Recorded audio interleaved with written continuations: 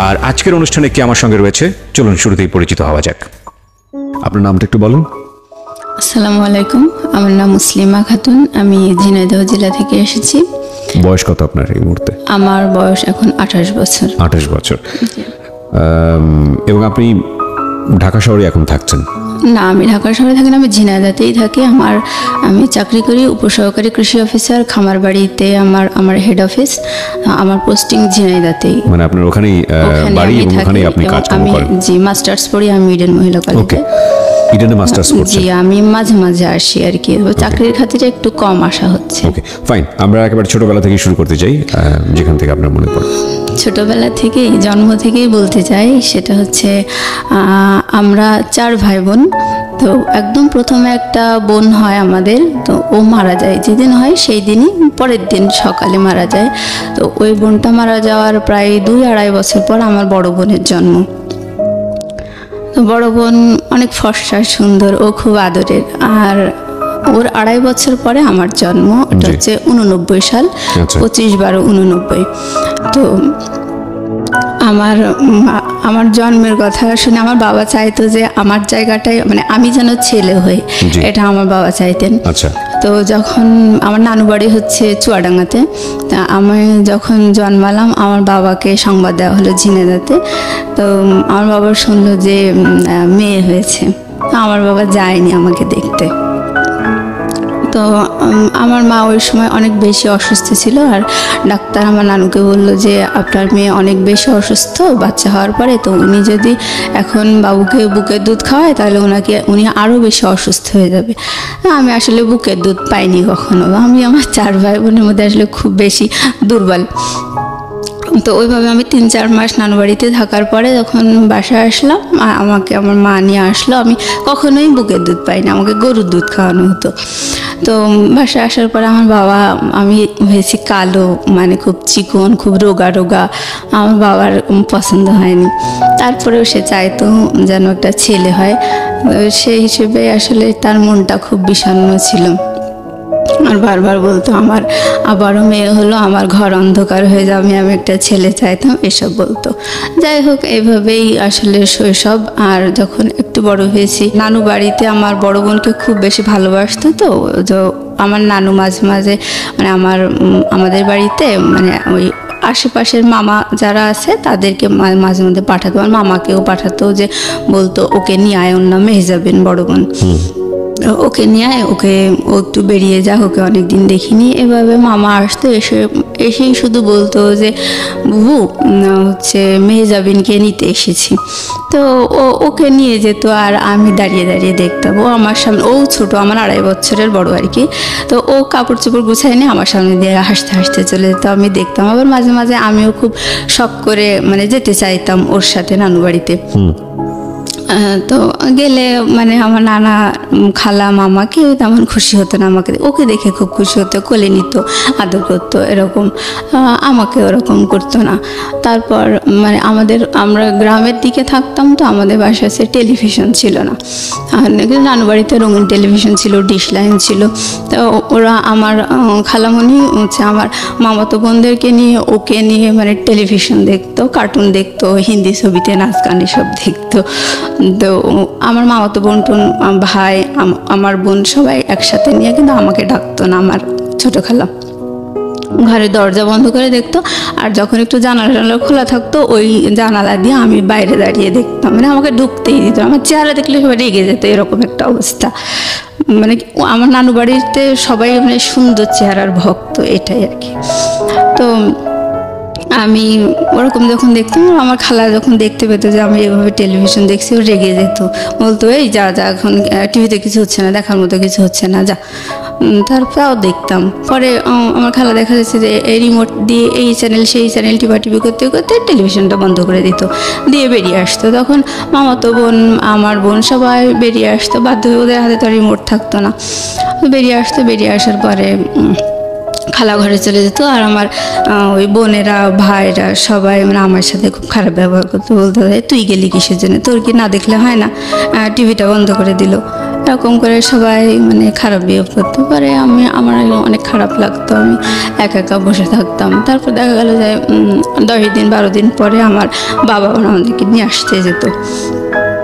তখন আমার নানি বলতো যে থাক মেয়ে যাবিনকে যেতে হবে না, এরকম ওকেই আটকাতো। মানে সুন্দর যে সে তাকে আটকাতো? হ্যাঁ, আমার বড় বোনকে, ওকে যেতে হবে না এরকম বলতো। তো আমাকে কেউ ওরকম বলতো না, আমি আমার বাবার সাথে চলে আসতাম বাড়িতে। তা মানে আমার শৈশবকালটা ঠিক এইভাবেই কেটেছে। মানে আমি চেহারার কারণে আমার মাও আমার সাথে ভালো ব্যবহার করেনি। আমার মাকে দেখে আমার 2 বোন, ওরা, আমি কালো, আমার 2টো বোন সুন্দর, ওরা আমার মাকে দেখে আমারে ওরকম করে কথা বলতো, কালকুটি কালকুটি বলতো। এগুলো বলতে আসলে খারাপ লাগে। যাই হোক, আমার মার কাছে আমার মা এভাবে বলতে দেখে আমি কখনো আমার মাকে নালিশ করিনি যে আমাকে এভাবে কেন বলছে। আর বাবার কাছে নালিশ করতাম, আমার বাবা বলতো যে ওদেরকে বকা দিত, ভাই এভাবে বলিস কেন, যে মানুষ কি কালো হয় না, আর তোমাদেরই তো মনে এভাবে বলো কিসের জন্য। কিন্তু আমার মা কখনো বলতো না। যাই হোক, এভাবে আসলে শৈশবকালটা কেটেছে। তো আমি যখন ক্লাস 8-এ পড়ি তখন আমার বোন পড়ে ক্লাস 10-এ, বড় বোনটা। ওই সময় ওর একটা বখাটে ছেলের সাথে অ্যাফেয়ার হয়। সে বাবার একটাই মাত্র ছেলে ছিল, অনেক প্রপার্টি ছিল, বাট সে মানে পড়াশোনা করতো না, এরকম একটা ছেলে। তো বাসায় খুব ওকে নিষেধ করতো, টানা প্রায় 1-1.5 বছর ওরকম অ্যাফেয়ার, নানান ফোনে কথা টথা বলা, নানান ঝামেলা, বাসা থেকে খুবই নিষেধ করতো ওকে, কিন্তু ও শুনতো না। তাই হোক, অবশেষে ও মানে এসএসসি পরীক্ষা দিল হচ্ছে 2002 সালে। তখন ও 2টা সাবজেক্টে ফেল করলো, আমার বড় বোনটা। জি, আপনার বড় বোন যখন এসএসসি দিচ্ছে তখন আপনার বয়স কত? আপনি কোন ক্লাসে পড়ছেন? তখন আমি পড়ি ক্লাস 8-এ। ক্লাস 8-এ, ওকে। মানে ও যখন এসএসসি দেয় তখন হচ্ছে আমি ক্লাস 8-এ, 9-এ কেবল উঠেছি আর কি। ওটা হচ্ছে 2002 সাল। আচ্ছা। তো ও ফেল করার পরে মানে ওইভাবে ওর বয়ফ্রেন্ডকে নিয়ে নানান অশান্তি হচ্ছিল, বাসা থেকে নিষেধ করতো।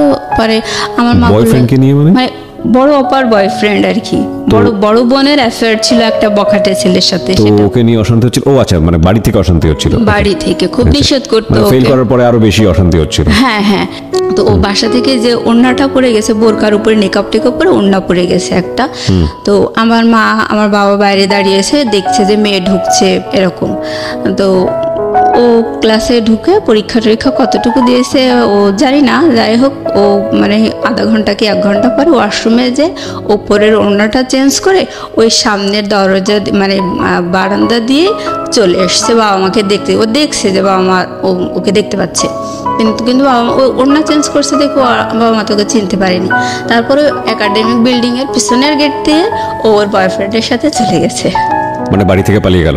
পালিয়ে যাওয়ার পরে ওকে নিয়ে খুব টেনশন, মানে আমাদের এলাকায় ওই প্রথম মানে পালিয়ে গেল আর কি। আর মানে পরীক্ষা সেন্টার থেকে পালিয়ে যাওয়াটা মানে সব মিলিয়ে খুব বিচ্ছিরি একটা কেলেঙ্কারি অবস্থা। আর বাবা মা মানে একেবারে হতাশ। তো ও তো বিশাল একটা হার্ট করলো। তো আমার বাবা আসলে কেমন পাগলের মতো, ওর তো প্রায় 6 মাস মতো কোনো খোঁজই পাওয়া যায়নি। ও পালিয়ে যাওয়ার 4-5 দিন পরে বাসায় টেলিফোনে ফোন করছে, ফোন করে বলছে যে আব্বা রিসিভ করার পরে আব্বা বলছে যে মা তুমি আমাকে দেখতে আসবে না, কাঁদছে আর বলছে। তখন ও বলছে যে না, তোমাদেরও আমার দরকার নেই, আমারও তোমার দরকার নেই। এভাবে বলার পরে বাবা ওর লাইন কেটে দিয়ে মানে আমার ও খোঁজই নাই। এবার 5-6 মাস পরে আমার বাবা বাধ্য হয়ে কেস করলো যে আমার মেয়েকে এরকম নিয়ে গেছে, নাবালক মেয়ে, আমি পাচ্ছি না। তারপর ওরা কেস করার পরে পুলিশের যে নানান হ্যারাসমেন্ট এগুলো ওরা শিকার হলো, এগুলো পরে ওদেরকে পাওয়া গেল, ওরা আসলো আর কি। তখন আমার বাবা মেনে নিল ওকে, মেনে নিল। হ্যাঁ, মানে জামাই সহ মেনে নিল। হ্যাঁ, জামাই সহ মেনে নিল। তো যখন ওকে মেনে নিল, ও বাসায় আসলো, তখন ও 4 মাসের প্রেগনেন্ট। তখন ওর বেবি হলো 2004 সালে, আর ওকে ক্লাস 9-এ ভর্তি করে দেওয়া হলো 2005 সালে। ওই টিচারদেরকে বলে যে যাই হোক ভুল টুল করেছে, আপনারা আবার একটু শুরু করার ব্যবস্থা করেন। তো ওকে 9-এ ভর্তি করে দিল, ওর বেবিটা তখন বসতে শিখেছে। আর ওই 2005 সালে আমি এসএসসি ক্যান্ডিডেট। তো আমি ওর বাবুটাকে রাখি, পড়াশুনো করে, আমার তো আর স্কুল নেই।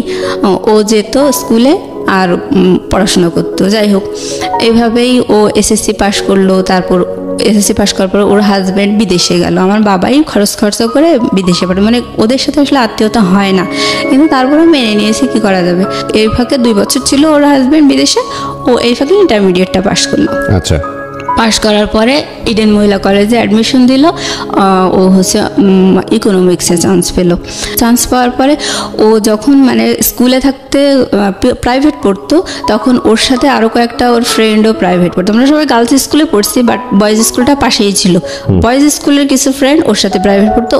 ওখানে একটা ছেলে ওরই ক্লাসমেট ওকে খুব পছন্দ করতো ওই সময়, যখন ওর হাজব্যান্ডের সাথে ওর অ্যাফেয়ার ছিল। তো ও ইডেনে চান্স পাওয়ার পরে ওই ভাইয়াটা বললো যে দেখ, সেই সময় আমি তোকে খুব পছন্দ করতাম, তোকে এখনও আমি পছন্দ করি। এটা বলার পরে ও দেখলো যে না, আসলে ও একটু বল পেলো। হ্যাঁ, আর ইডেন কলেজে চান্স পাওয়ার পরে ও দেখলো তো এটা একটা অন্যরকম জগৎ। ও একদম গ্রাম লেভেলে বিয়ে করছিল, মানে তখন আর ওর ফ্রেন্ডটা এরকম বললো যে আমি তোকে এখনও পছন্দ করি। তখন ও একটু মানে ভরসা পেল। তারপর ওর হাজব্যান্ডকে ডিভোর্স দিয়ে দিল। দেওয়ার পরে মানে ওই ভাইয়াটার সাথে ওর রিলেশন শুরু। এই পর্যন্ত আমি ওর গল্পটা থামাতে যাচ্ছি, তারপর আমি আমার গল্প বলছি। আমি 2005 সালে এসএসসি পাশ করার পরে আমার বাবা আমাকে খুলনাতে কৃষি ডিপ্লোমা ভর্তি করে দিল। তো আমি আমার বোন যখন পালিয়ে গিয়ে বিয়ে করছিল, তখনই আমি মানে বাবা মায়ের এরকম মানসিক অবস্থা দেখে খুব চারিদিকে মান সম্মানের একটা বিচ্ছিরি হ্যারাস, এই কারণে আমি মানে খুব ডিটারমাইন্ড হয়েছিলাম ওই সময় যে আমি কখনো পালিয়ে গিয়ে বিয়ে করব না, প্রেম করব না। এই আমার বাবা মাই আমাকে আশীর্বাদ করে ভালো ছেলে দেখে বিয়ে দেবে, এরকম একটা ইচ্ছে ছিল। তো আমি যখন ডিপ্লোমা সেকেন্ড ইয়ারে পড়ি, তখন আমার বাবা আমাকে একটা বিয়ে ঠিক করেছিল। সেই ছেলেটা ঢাকাতেই ছিল, সেটা মিডিয়াতে ইটিএনে মানে আর কি চাকরি করতো, প্লাস দু একটা ওই নাটক নির্মাণ করতো, এরকম একটা। তো সেই ছেলেটা আমাকে দেখে পছন্দ করছিল, বাট তার পরিবার আমাকে পছন্দ করেনি। এই তো এখানে আর হলো না। আমার মায়ের একটা স্বভাব আমি বলতে চাই যে উনি খুব আগাম গল্প করা পছন্দ করে, আগে আগে গল্প করে, আর সে কখনো নিজের দোষগুলো ধরে না। আর যখন মানে আমি জাস্ট বলছি, এগুলো আমার নিন্দা বলছি না, আমি সারা জীবন এরকমই দেখে আসছি। তো কখনো নিজের দোষ ধরে না। ইভেন যদি তার নিজের দোষ ধরা হয়, তখন সে এতটাই আগুন হয়ে যায় যে মানে উল্টা সে আরো বদনাম দেয়, মানে মিথ্যা একটা বদনাম দিয়ে থামানোর চেষ্টা করবে, এইভাবে এরকম।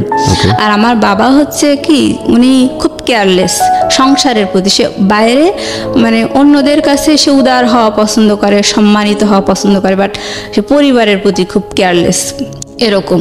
তো আমার বাবা যখন আমার ওই বিয়েটা ঠিক করলো, তখন আমাকে থার্ড ইয়ারে আমি পড়ি, প্রায় থার্ড ইয়ারেই উঠেছি ওই সময়। তো আমার বাবা আমাকে টাকা দিয়ে আসতে গেছে, হোস্টেল খরচ দিয়ে আসার সময় আমার বাবা বলছে যে তোমার থার্ড ইয়ার মানে 6th সেমিস্টারে উঠবো আমি ওই সময়। না, আমার বাবা বলছে তোমার 6th সেমিস্টারে ওঠার আগ দিয়ে যদি বিয়ে হয়ে যেত তাহলে খুব ভালো হতো। আমি বলছি কেন? বলছে যে তাহলে টাকাটা ওই তারেক দিত, মানে আমার যে ছেলের সাথে বিয়ে ঠিক হয়েছে ওই ছেলেটার নাম হচ্ছে তারেক। এখন বলছে তাহলে ও তোমার ভর্তি খরচটা তারেক দিত। মানে আমার বাবা সবসময় চাই যে অন্যরা কষ্ট করুক, যাই করুক, কোনোভাবে কাজটা কমপ্লিট হয়ে যাক, আমি ঝামেলামুক্ত হয়ে যাই, এরকম একটা মেন্টালিটি। বদনাম না, আমরা সব ভাই বোনই এরকমই দেখে আসছি। যাই হোক, বাবা বড় বোনকে বেশি ভালোবাসতো, ওর প্রতি একটু যাই হোক। আচ্ছা, আমি এখন বলছি যে আমি আমার বাবাকে বললাম যে তুমি তাহলে ওই কথা কেন বলছো, সেমিস্টার ফি অনলি 2500 টাকা, আর তুমি বিয়ের অ্যারেঞ্জ তো অনেক বেশি হয়, তো তুমি এই কথা কেন বলছো? 2500 টাকা তুমি দিতে পারবে না, এটাই কি? আমার বাবা কোনো কথা বললো না, আমাকে টাকা দিয়ে বাসায় চলে গেল। তো আমার যখন বিয়েটা ঠিক হয়েছে, অলরেডি আমার সাথে তার দেখা হয়নি, কিন্তু আমার বোন, আমার ভাই তাকে দেখে এসছে। মানে ছেলেটা আমার জীবনে একটা ইয়াং ছেলে চেহারা, এত মানে একেবারে হাড্ডি সার, হ্যাঁ, আর চুলগুলা বড় বড় এরকম, মানে আমি একেবারে চুজেবল না, তো বয়সও অনেক। যাই হোক, তারপরে আমি সবসময় বলতাম যে না, আমি কখনো বাবা মা আমাকে আশীর্বাদ করে দেবে, সেই হিসেবে আমারও মানে ওদের বর্ণনা শুনে আমারও পছন্দ হয়নি, তারপর আমি মেনে নিয়েছিলাম। তো যাই হোক, আমার মা মানে আমার সাথে দেখা সাক্ষাৎ, আমার ওই পাত্রটার সাথে দেখা সাক্ষাৎ হওয়ার আগেই আমার মা আমাদের পাড়া প্রতিবেশী, আত্মীয় স্বজন সবার কাছে বলে বেরিয়েছে মেয়েকে মিডিয়ার একটা ডিরেক্টরের সাথে বিয়ে দিচ্ছি। এইভাবে বিশাল গল্প করে, মানে আমি কলেজেই আসি, আমি কিছুই জানি না। তারপর কিছুদিন পর আমার বাবা বলতেছে তোমাকে তো ওই পাত্রপক্ষের থেকে দেখতে আসবে, তুমি বিয়ে তো হয়েই যাবে, তুমি তোমার লাগেজপত্র সব গুছাই নিয়ে প্রিন্সিপাল স্যারকে বলবা যে তোমার বিয়ে হয়ে যাবে, তুমি আমার বিয়ে হয়ে যাবে, আমি ঢাকায় ট্রান্সফার হয়ে যাবো, আমার জন্য টিসি রেডি করবেন, এটা তোমার প্রিন্সিপালকে বলে তুমি জিনিসপত্র গুছাই নিয়ে চলে আসবা। তো এর মাঝে আমার ওই ছেলেটা আমাকে দেখতে এসেছে, দেখতে আসার পরে আমাকে দেখে বেশ পছন্দ হয়েছে তার। তো আমার বান্ধবীদেরকে আমারও পছন্দ, মানে সে আমাকে পছন্দ করছে, বাট তাকে দেখে আমার মোটেও পছন্দ হয়নি, আমার বান্ধবীদেরও পছন্দ হয়নি। এই তোরে কি ঠিক করছে, বাদ দে, এরকম বললো। তারপর আমি বলছি না রে, বাবা মা ঠিক করেছে, তা থাক, সব তার চেহারার মধ্যে নেই, ভালো মন মানসিকতা থাকতেই পারে। আমি আর কিছু বললাম না। তারপর প্রিন্সিপাল স্যারকে ওইভাবে বলে আমি বাসায় চলে আসছি। তো বাসায় যখন আসছে, আসার পরে আশেপাশে লোকজন বসে আর কয়দিনই বা 2 দিন বাদে তো শ্বশুর বাড়িতে চলে যাবে, এরকম করে বলতেছে। আমি খুব হতবাক, না আমার সাথে এখন কিছুই হয়নি, তার এত লোকে জানে বিষয়টা, খুব অবাক লেগেছে। তারপর আমি চলে আসলাম। বাসায় আসার পরে ওই পাত্রপক্ষের বাবা মা ওরা দেখতে আসলো, আসার পরে কিছু বললো না, বাড়িতে যে বললো যে মেয়ে দেখে পছন্দ হয়নি, এরকম। যাই হোক, ওই পার্টটা চুকে গেল, বিয়ে যেহেতু হলো না। আমি আবার পরে প্রিন্সিপাল স্যারকে ফোন দিয়ে বললাম যে স্যার এরকম আমি কলেজে আসতে চাচ্ছি। তো তখন প্রিন্সিপাল স্যার আসলে ওই মুহূর্তে একটু অন্য টেনশনে ছিল, হয়তো একটু মনটা খারাপ ছিল। তখন আমার বলছি, দেখো বাবু, তুমি আমাকে বলেছিলে টিসি রেডি করতে, আমি তো ওইটা নিয়েই আসি, তোমার জন্য আমি টিসি রেডি করছি, যাই হোক তুমি আমার ফোন দিও না। মানে ওই সময় অন্য কারণে টেনশনে ছিল, আমার সাথে ভালো বিহেভ করেনি। এবার আমি আমার বাবাকে বলছি, মাকে বলছি, স্যার তো এই কথা বললো, এখন কি করা যায়? তখন আমার মা আমার বাবা দুজন মিলে আমাকে ওই লাগেজপত্র সব নিয়ে আবার আমাকে কলেজে রেখে আসলাম। প্রিন্সিপাল স্যারকে সব ঘটনা খুলে বললো, মানে মিথ্যা বললো যে ওরা প্রাইভেট কার দাবি করেছে দেখে মেয়েকে দিই। আমার চেহারা দেখে পছন্দ হয়নি, এটা বলে নাই আর কি। মানে আপনার চেহারা দেখে পছন্দ করেনি? না না, যে ছেলেকে আপনি পছন্দ করলেন না, সেই ছেলে আপনার চেহারা দেখে পছন্দ করলো না? হ্যাঁ। ওকে, ছেলেটা আমাকে পছন্দ করেছে, ছেলেটার পরিবার আমাকে পছন্দ করেছে, ছেলেটার পরিবার আপনাকে পছন্দ করেনি। আচ্ছা, তো ওই পার্ট চুকে গেল আমার। তো আমি ফাইনাল ইয়ারে যখন, তখন আমার বাবা আরও একটা বিয়ে ঠিক করলো। তো ওই ছেলেটা ছিল এসএসসি পাস করে মানে প্রাইভেট পলিটেকনিক থেকে ডিপ্লোমা একটা সেমিস্টার পড়ে বাদ দিয়ে দিয়েছে পড়াশোনা, এরকম একটা ছেলের সাথে। তবে সেই ছেলেটা খুবই সুদর্শন, মানে গল্প শোনা আর কি, আমি দেখিনি। তো ওরকম একটা ছেলের সাথে আমার বাবা আমাকে বিয়ে দেওয়ার জন্যে নানু বাড়িতে মতামত দিয়ে আমাকে নানু বাড়িতে নিয়ে গেল দেখানোর জন্য। পরে ওই ছেলের পরিবারও আমাকে দেখে পছন্দ করেনি। তো যাই হোক, ওইটাই শেষ।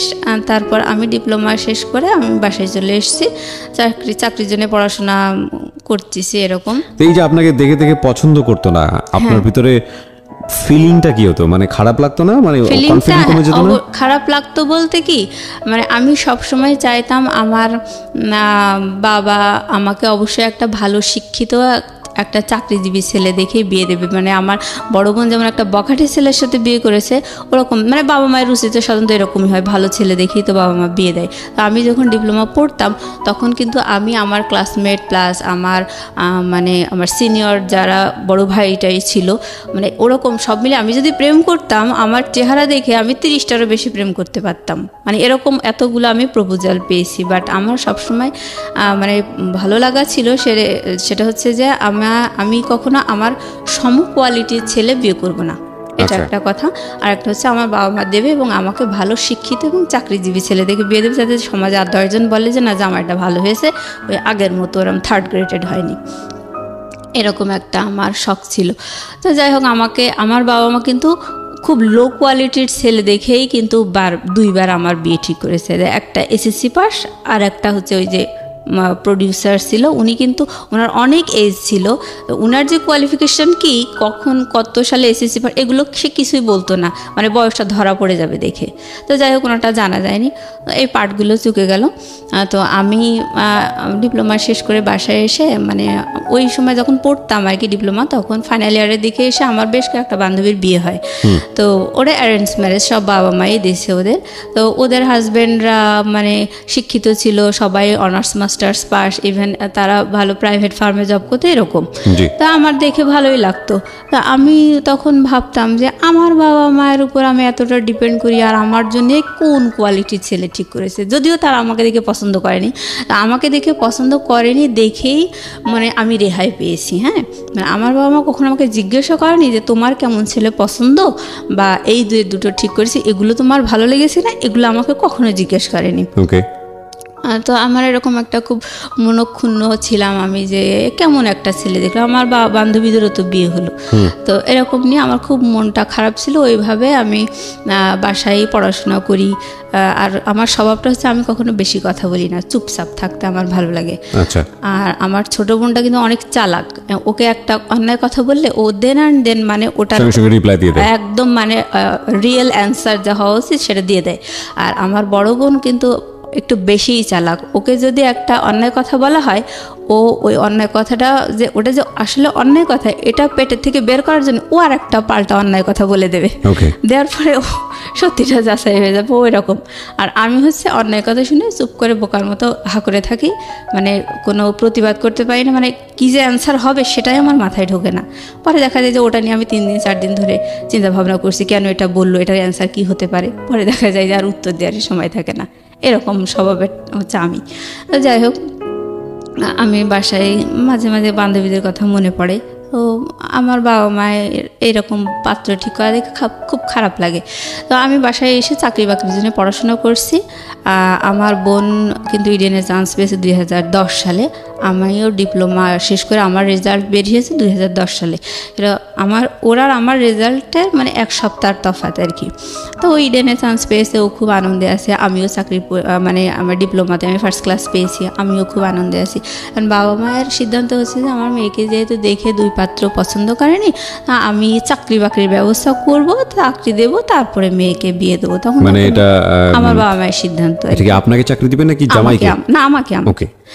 জামাই তো নাই তখন, তো কোনো জামাই মানে এরকম হয় না ছেলে বেকার তাকে বিয়ে দিয়ে দিল এবং চাকরি দিয়ে দিল? না ওরকম না, আমাকে এস্টাবলিশড করবে এরকম, মানে আমাকে দেখে তো পছন্দ করে না, এই জন্য আমাকে এস্টাবলিশ করতে চাইতো। তো আমি সেই আশা নিয়ে পড়াশোনা করছি। তো ওই সময় আমাদের বাসার পাশে একটা ভাইয়া ভাড়া থাকতো, উনি এনজিওতে চাকরি করতো আর হচ্ছে একটা ন্যাশনাল ইউনিভার্সিটিতে পড়তো, অনার্স কমপ্লিট করে মাস্টার্স সে পড়তো প্লাস চাকরি করতো। আর আশেপাশে মানে সে টিউশনিও করতো, সে আমাদের এলাকার ছেলে না, বাইরের। তো যাই হোক, ওই ভাইয়াটার সাথে আমাদের খুব ভালো, আমাদের পারিবারিক মানে প্রাইভেট পড়াতে তো খুব ট্যালেন্ট ছেলে ছিল। আবার আমার মাই বলেছিল যে আমার মেয়ে এরকম চাকরির পরীক্ষা দেবে, ওর জন্য একটু পড়াশোনার ব্যবস্থা। উনিও আবার বিভিন্ন চাকরির পরীক্ষা টরীক্ষা দিত। তো বিভিন্ন ছেলেদেরকে ওরকম প্রাইভেট পড়াতেন। তা আমার মাও শোনার পরে ওনাকে বললো যে বাবা আমার মেয়ে তো এরকম ডিপ্লোমা কমপ্লিট করে বাসায় এসছে, ও তো চাকরির পরীক্ষা দেবে, তো তুমি যদি বাবা একটু পড়াই দিতে তাহলে ভালো হতো। চাকরির পরীক্ষায় কী আসবে কি না আসবে ও তো কিছু জানে না। বলে আচ্ছা ঠিক আছে আন্টি। তারপর ও আমাদের বাসায় আসতো, ভাইয়াটা, ওনার নাম হচ্ছে টুটুল। তো বাসায় এসে আমাকে পড়ানোর পরে মানে আমি উনি বেশ মাস 2 পড়ানোর পরে আমি প্রথম ধান গবেষণা ইনস্টিটিউটে চাকরির পরীক্ষা দিই। দেওয়ার পরে আমি চাকরি পরীক্ষায় প্রথম পরীক্ষাতেই আমি টিকছি। আর আমি প্রথম চাকরি পরীক্ষা দিই ওর পড়ানোর মাধ্যমে আর কি। বয়ফ্রেন্ড? হ্যাঁ, আমার বয়ফ্রেন্ড নাম ছিল টুটুল, ওনার নাম টুটুল। তো ও আমাকে পড়াতো। আমি যখনই চাকরি পরীক্ষায় টিকেছি, মেরিট লিস্টে যখন আমার নামটা এসেছে, আমি সাথে সাথে ফোন করে দিছি যে বাবা আমি টিকেছি। তখন আমার আব্বা এত খুশি, আমার বয়ফ্রেন্ডকেও বলে দিয়েছে যে বাবা ও না টিকেছে, কিন্তু ও যে আমার বয়ফ্রেন্ড এটা আমার বাসা থেকে কেউ জানতো না। রাইট। কত সালে টিকলেন আপনি? 2010 সালে। তো আমার বাবা ওকে মানে একদম বাড়ির ছেলের মতো ভালোবাসতে লাগলো আর কি। কোনো সমস্যা হলে বা ছেলে মেয়েকে কি পড়াবে বা এরকম সব ধরনের মানে পারিবারিক সিদ্ধান্তে ওকে বড় ছেলের মতো করেই ভালোবাসতো, ওর কাছ থেকে সিদ্ধান্ত নিত, আলাপ করতে এরকম। তো যাই হোক, এবার ওর সাথে আমার তো অ্যাফেয়ার, আমি বিষয়টা গোপন রাখছিলাম। পরে বাসায় যখন দেখলাম যে ওকে তো বেশ ভালোবাসছে, আর আমার বাবাও হঠাৎ আমার মায়ের সাথে মানে এই কথায় কথায় আলাপ করতে লাগলো যে আচ্ছা টুটুলের সাথে যদি মুসলিমাকে বিয়ে দিই তাহলে কেমন হয়। না, আমার মা তো নানু বাড়ির ওই স্বভাবে বড় হয়েছে। আসলে উনিও মানে চেহারার ভক্ত আর কি। আমার বয়ফ্রেন্ডের চেহারা আমার মা পছন্দ করতো না, ও কালো ছিল তো পছন্দ করতো না। আমার মা একটু আমতা আমতা করে মানে খুব একটা মত দেয়নি। তা এভাবেই আর কি চলছিল। তো আমি আমার ছোটো বোনকে যখন বললাম, পরে আমার ছোটো বোন বলছে যে ভালোই তো, ভাইয়াটা তো অনেক, চেহারায় তো আর সব না, সে তো যথেষ্ট মেধাবী, আর তার স্বপ্ন ছিল বিসিএস পরীক্ষা দেবে, বিসিএস ক্যাডার হবে। তো আমার বড় বোনেরও স্বপ্ন, টিচাররা স্বপ্ন দেখাইছে বিসিএসে তোমাকে হেল্প করা হবে। তো ও বিসিএসের জন্য পড়তো, প্লাস আমার বোনকেও বিসিএসের জন্য পড়াতো। তো আমি ওই সময় ওকে বলছি যে দেখো মা, আমি হচ্ছে যখন ওর কাছে আমি একা থেকে পড়তাম তখন আমি ওকে তুমি করে বলতাম, আর যখন আমার বোন আসতো পড়তে তখন আমি করে কথা বলতাম। যাই হোক, এবার ওকে আমি একা পেয়ে বলতেছি যে দেখো আমার না অনার্স পড়ার খুব শখ, বড় আপি হচ্ছে অনার্সে চান্স পেয়েছে, ও তো একদম ঝরেই গিয়েছিল, তারপরে ওকে কত ভালো জায়গায় উঠায় নিয়ে আসছে। আমারও ইংলিশে অনার্স পড়ার খুব শখ, আমার ডিপ্লোমা পড়ার মোটেও শখ ছিল না। বুঝতে আচ্ছা ঠিক আছে, এটা তো ইন্টারমিডিয়েটের সমমান, তুমি তো অ্যাডমিশন দিতে পারবা, আমি অ্যাডমিশনের বই টইগুলো নিয়ে এসে তোমাকে পড়াবো। তাই বলে ও আমাকে পড়াতে লাগলো। আর বিএল কলেজে ও খোঁজ নিল যে আমি অ্যাডমিশন দিতে পারবো কিনা। তখন ওখান থেকে বলে দিল যে না, সেশন ওভার হয়ে গেছে, 1 ইয়ার ওভার হয়ে গেছে। এটা যদি 2009 সাল হতো তাহলে ও অ্যাডমিশনের জন্য ফর্ম তুলতে পারতো। তো আমার হলো না, ওখানেই ব্রেক হয়ে গেল। তো আমি খুব কষ্ট পেলাম। আর আমি যখন অনার্সের জন্য পড়তাম তখন আমার বড় বোন বলতো অনার্সের জন্য তোর পড়ার কি দরকার, তুই চাকরি বাকরির জন্য ট্রাই কর, চাকরি করার মতো যোগ্যতা তো তোর হয়েছে, তোর এসব, মানে ও জেলাস ছিল এক কথায়, চাইতো না যে আমি আর একটু উপরে উঠি। তো ওরকম করে ও নিষেধ করতো, আমি ওগুলো কানে তুলতাম না। তারপর ওটা হলো না দেখে আমার বেশ একটু মন খারাপ হয়ে গেল। এর মধ্যে আমার ওইভাবে আর কি আমাদের ঘটনাগুলো চলতে লাগলো। আর এর মধ্যে হঠাৎ আমার ছোট বোন, ও এসএসসি পাশ করে আসলে 2006 সালে, ওর ডিপ্লোমা ভর্তি করে দিয়েছিল বাবা, যে ঢাকাতে মহিলা পলিটেকনিকে সিভিলে। ওর ডিপ্লোমা মানে ওরও প্রায় শেষের দিকে। ওই সময় ওর একটা বয়ফ্রেন্ড ছিল, ছেলেটার বাসা হচ্ছে বরিশালে। তো বরিশালের মানুষকে আমাদের এলাকায় খুব ডেঞ্জারাস মনে করে, তো ওকে সাপোর্ট করতো না। তো ও আবার ওর ওই বয়ফ্রেন্ডের সাথে একটু বেড়াতে গিয়েছিল কোথায় জানি, যাই হোক। তো ওর ফোনটা ছিল অফ, যার কারণে আমার বাবা একটু টেনশন করলো যে কেন ওর ফোনটা অফ, বেশ মানে হাফ বেলা অফ পেয়েছে। আপনার ছোট বোনের? আমার ছোট বোন। কি নাম ছিল? ওর নাম তাসফিয়া। আর ওর বয়ফ্রেন্ডের নাম আমার মনে নেই। যাই হোক, তো ও তাসফিয়ার ফোন অফ দেখার কারণে আমার বাবা, ওর একটা ক্লাসমেট ছেলে, সে ওকে ফোন দিয়ে বলল বাবা, তাসফিয়ার ফোনটা তো আমি অফ দেখছি, তো তুমি একটু দেখো তো, সেও ঢাকায় পড়তো, তুমি একটু দেখো তো ও কোথায় আছে, অফ দেখছি, আমার টেনশন লাগছে, আমার ছোটো মেয়ে বাইরে পড়ে। যাই হোক, এবার ও জানতো যে ওর ওই বয়ফ্রেন্ডটা বরিশালের ছেলে, এগুলো ও জানতো। আর ও খুব জেলাস ছিল, হ্যাঁ, মানে ওর ওই ফ্রেন্ডটা ওকে পছন্দ করতো, কিন্তু ওর বরিশালের ছেলের সাথে অ্যাফেয়ার দেখে ওর একটু রাগ ছিল এরকম। তো ও দেখলো এটা একটা প্রতিশোধ নেওয়ার বেশ ভালো সময়। তো ও মানে আমার বোনকে কোনো খোঁজখবর না নিয়ে ও ফোন ট্রাই করেছে, ফোনটা অফ দেখেছে ওর ওই ফ্রেন্ডটা। তারপর ও হচ্ছে আমাদের পাড়ায় কয়েকটা ওর পরিচিত, মানে ওর এই ফ্রেন্ডটার পরিচিত কয়েকটা মেয়েকে ফোন দিয়ে বলেছে যে তাসফিয়াকে না পাওয়া যাচ্ছে না, ও পালিয়ে গেছে, এরকম করে বলেছে। বলার পরে তখন পাড়া প্রতিবেশীরা মানে একটু মনক্ষুণ্ণ, মানে তারাও একটু ঠাট্টা করার সুযোগ পেল, বলতেছে ও ওনার 2 সুন্দরী মেয়ে তাহলে একই কাজ করলো, এরকম বলতেছে। বলার পরে এটা তো মানে খুব প্রেস্টিজের একটা বিষয় হয়ে গেল। তখন আমার মা খুব টেনশন করছিল। পরে আমার ভাই ওকে ফোনে ট্রাই করার পরে ওকে প্রায় সন্ধ্যার দিকে ওর ফোনটা মানে ওপেন পেয়েছে আমার ভাই। পাওয়ার পরে ওকে বললো যে জানিস তোর টেনশনে আম্মা হচ্ছে স্ট্রোক করেছে, এখন অবস্থা অনেক খারাপ, হার্টের খুব সমস্যা, মানে হার্ট হয়তো বাইপাস করা লাগতে পারে, তুই যেখানে আসিস তুই তাড়াতাড়ি চলে আয়। ওকে। এবার ও তো টেনশনে, ও খুব মা ভক্ত ছিল, তো ও টেনশনে মানে একেবারে জামা কাপড় 2-4টা গুছায় নিয়ে বাসায় চলে এসেছে। আসার পরে ওর ফোন কেড়ে নিয়েছে বাবা, আমার মা বাবা দুজনে মিলে ওর মানে সেলফোনটা কেড়ে নিয়েছে। দেওয়ার পরে ওকে বলেছে যে কিছুই হয়নি, তুমি এরকম করেছো, তোমাকে বিয়ে দিয়ে দেওয়া হবে। ওকে। বড় মেয়ে একবার এরকম করলো, তুমি এরকম হ্যারাস করতেছো, আমাদেরকে প্রেস্টিজ নেই, আমাদেরকে সমাজে বাস করতে হবে না, তোমাকে বিয়ে দিয়ে দেবো। তারপর ও তো মানে হতভম্ব হয়ে গেল, কি শুনলাম আর কি শুনছি এখন বাসায় এসে। তো যাই হোক, ওর ওরকম মানে যখন ওর ফোনটা কেড়ে নিল, তাই হোক ওর জন্য ছেলে টেলে দেখা হচ্ছে। তো আমাদের দুঃসম্পর্কের এক আত্মীয়র মধ্যে এক ঘটক ধরা হলো, উনি আমাদের ফুপ্পা হয়। তো ওই ফুপ্পা একটা মানে ওই ফুপ্পা আর ওনার ভাইরা ভাই, মানে দুই ফুপ্পা আর কি। তো ছোট ফুপ্পাটা একটা ভালো পাত্র নিয়ে আসলো, সেই ছেলে হচ্ছে ঢাকা ইউনিভার্সিটি থেকে অনার্স মাস্টার্স করা, মনে হয় ম্যানেজমেন্ট নাকি, সাবজেক্টটা মনে নেই। উনি অগ্রণী ব্যাংকের সিনিয়র অফিসার ছিলেন ভাইয়াটা, প্লাস বিসিএস এর ভাইবা দেবে এরকম একটা পর্যায়ে ছিল। আর ওনার বাবা মা কেউ নেই। উনি বলতো যে আমি আমার ওয়াইফকে দিয়ে চাকরি করাবো না, আমি সংসার করাবো, তবে আমি একটা ভালো মেয়ে চাই, এরকম একটা সুন্দর মেয়ে চাই। তো যাই হোক, ওদের ঘর বাড়িও ভালো ছিল না। ওনার ভাই ওনাকে পড়াতো, পাত্রের ভাই আর কি। তো ওনার বড় ভাই এসে আমার বোনকে দেখে গেল, খুব পছন্দ হলো।